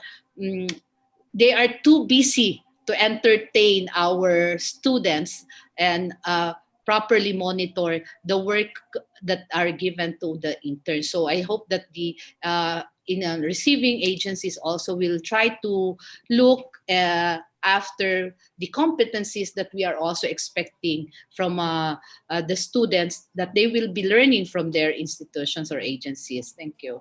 Thank you, ma'am. How about Dr. Hilapad? In the case of in the university, because our program is BS Food Technology, so most of the time we deploy our OJT students to industry. So, and it is stipulated, because we do have a student internship manual. So it is stipulated in there that before they are going to be sent out, the institution or the establishment should be accredited first. So there is an ocular inspection and then make sure that they have the necessary permit. So say, for example, in the meat industry, or meat processing company, they have to be accredited by the NMIS. So we are looking into that before the students will be sent into that particular establishment. So we do not find difficulty, because the host training establishment are very cooperative in the region. Thank you, ma'am. Ma'am Pablo typed her answer. So far, there are no problems for us on the compliance of HTEs to CHED requirements. We have a registered learning sites also in CAR, in Cordillera Administrative Region. Thank you very much po, ma'am, for Dr. Tawan-Tawan, Dr. Hilapad, and Dr. Pablo for your responses. But there's another comment from Professor Vismonte of CLSU. The Central Luzon State University experience with she's sharing her experience with internship has reached the inter-academic OJT like KMITL in Bangkok and in Miyazaki University in Japan. So that's how yung spread po nung experience na with internship. So thank you very much for all the questions that were raised by the participants and by the attendees, and for the sharing your answering all the queries of our attendees. Thank you very much for Dr. Tawan-Tawan, Dr. Pablo, and Dr. Hilapad. Okay, so thank you very much to our guest SUCs, and thank you also Dr. Marasigan. I hope our participants got something that they could also apply in their respective schools. Now we would like to award these certificates of appreciation to our three speakers for giving comprehensive sharing about their internship practices. So here are the certificates for Dr. Janet Pablo, Dr. Marife R. Hilapad, and Dr. Indira V. Dimaporo, Tawan-Tawan. Thank you very much once again to our speakers. Now, to formally end this event and partly close this project, I would like to call on Dr. Tonette P. Laude, our project leader, for her closing remarks. Dr. Laude. Thank you very much, Ma'am Katsi. Thank you very much for all our participants, for our speakers. So let me just formally close this program. To our chairperson, our director, Dr. Glenn Gregorio, Chancellor Camacho, Dean Agbisit, our distinguished speakers, faculty members, participants, still good morning. Good morning. On behalf of the P4 Agriculture Committee, I would like to express my sincere appreciation to your participation. Based on the number of participants, we reached more than 100 participants for this morning. It represents the from Luzon to Mindanao, I think. So thank you for your contribution and support to make this internship conference a success. I would like also to take this opportunity to thank our administrators, Chancellor Camacho and Dean Agbisit, as well as the former administration led by Chancellor Sanchez and Dean Enrico Sopanco, the former project leader of this project. I would like to express also my gratitude to the Commission on Higher Education, SHED, especially to the Institutional Development and Innovations Grant for prioritizing and funding this project.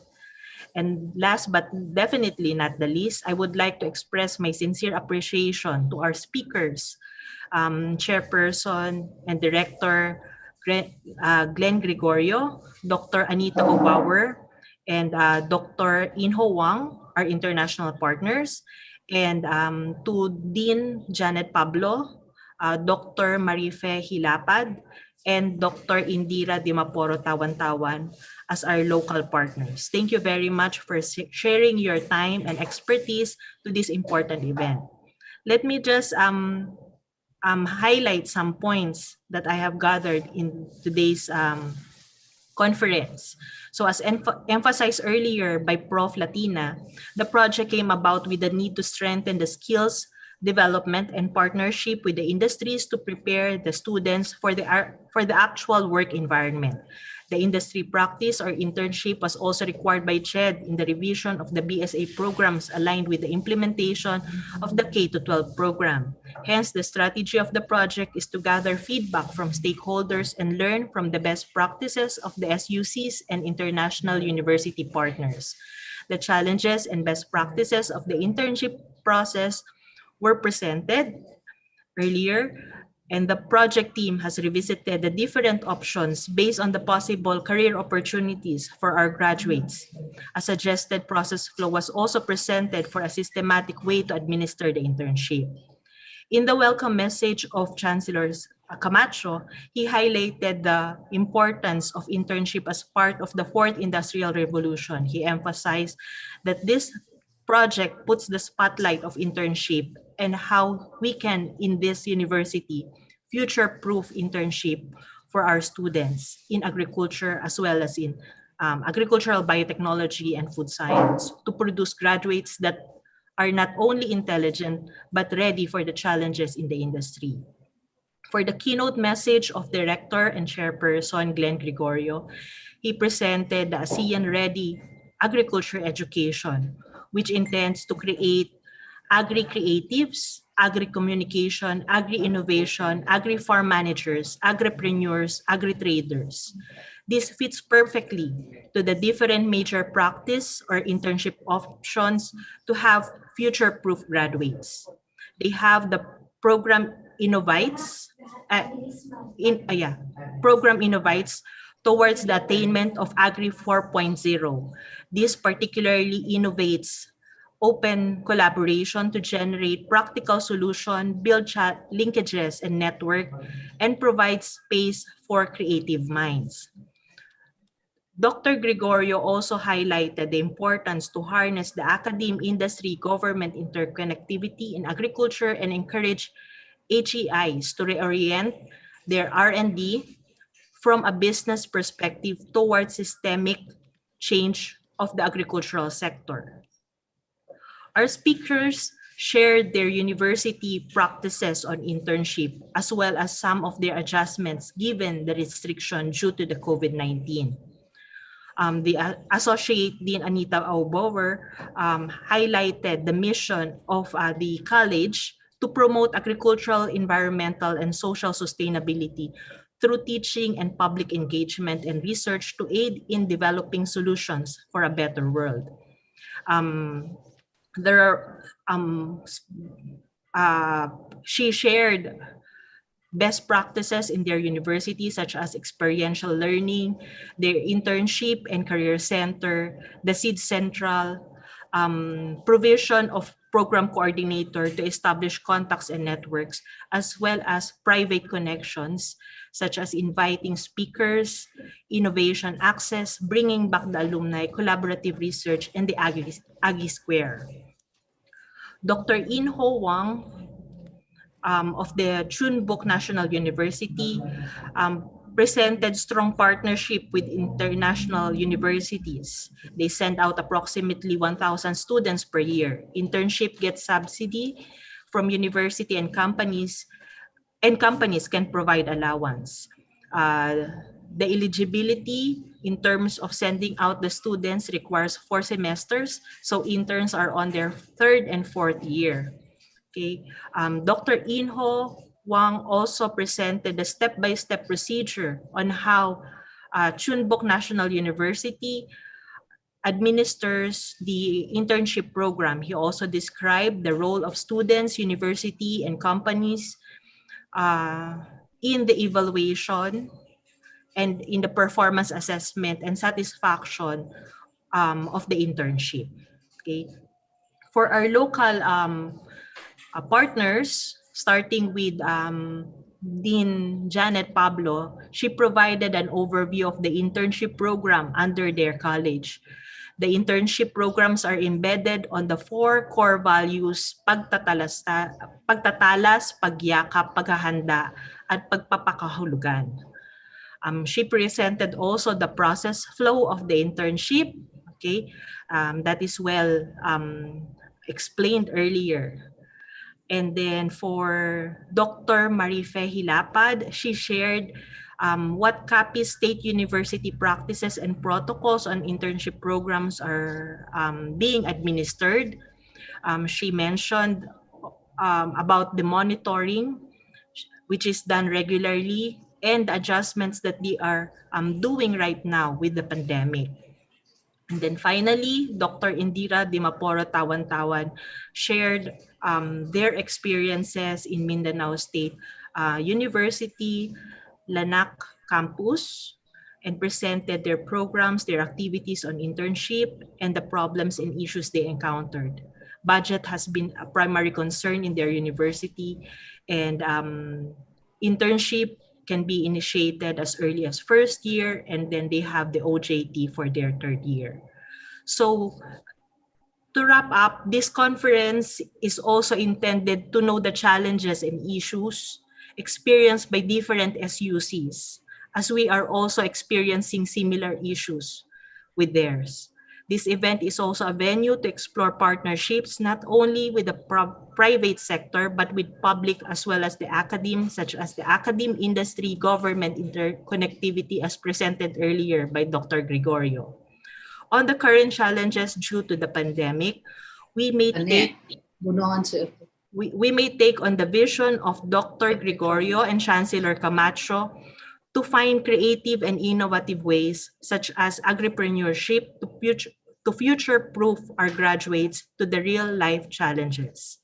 The P4 Agriculture Committee has crafted agreements with different institutions and formulated implementing guidelines to administer the industry practice in agriculture, which we will be submitting to CHED as we complete the report for this project. In the long term, it is expected to strengthen the public and private partnership that would promote national development and global competitiveness of the agricultural industry as well as the food industry. With this, I thank you all, to our speakers, participants, for actively engaging in this first internship conference of the College of Agriculture and Food Science, UPLB. Maraming salamat po at magandang umaga po sa ating lahat. Thank you very much, Dr. Laude, for giving all of us an opportunity to develop our knowledge about the implementation of internship programs for our beloved profession. We hope that the outputs of this project could help higher education institutions in the Philippines to be able to improve the academic performance of our agriculture and food technology students through an effective and efficient implementation of internship programs. So there you have it. That sums up our event. I hope this activity gave everyone an idea on how to improve our respective internship programs. The outcome of this activity shall be included in the final output of the P4 Agriculture Project, which will be submitted to the Commission on Higher Education, and it is on their jurisdiction if our recommendations will be cascaded to all higher education institutions offering agriculture and food science programs. Now, we would like to remind everyone that e-certificates will be provided for those who will answer the evaluation form. Click the link on the chat box to access the evaluation form. For those who want to have access to the replay of this forum, it will be uploaded at the official Facebook page and YouTube channel of the College of Agriculture and Food Science, UPLB. Now at this point, may I request all the panelists and our guest speakers for a photo opportunity. May we request everyone to open their cameras for a short while.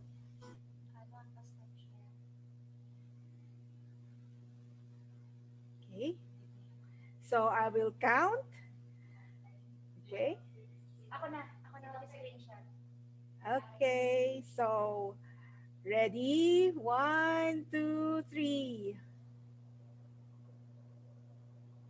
Okay. Then for our Korean guests, do we have this shot with Korean heart? Yeah, Dr. Inho. Dr. Inho.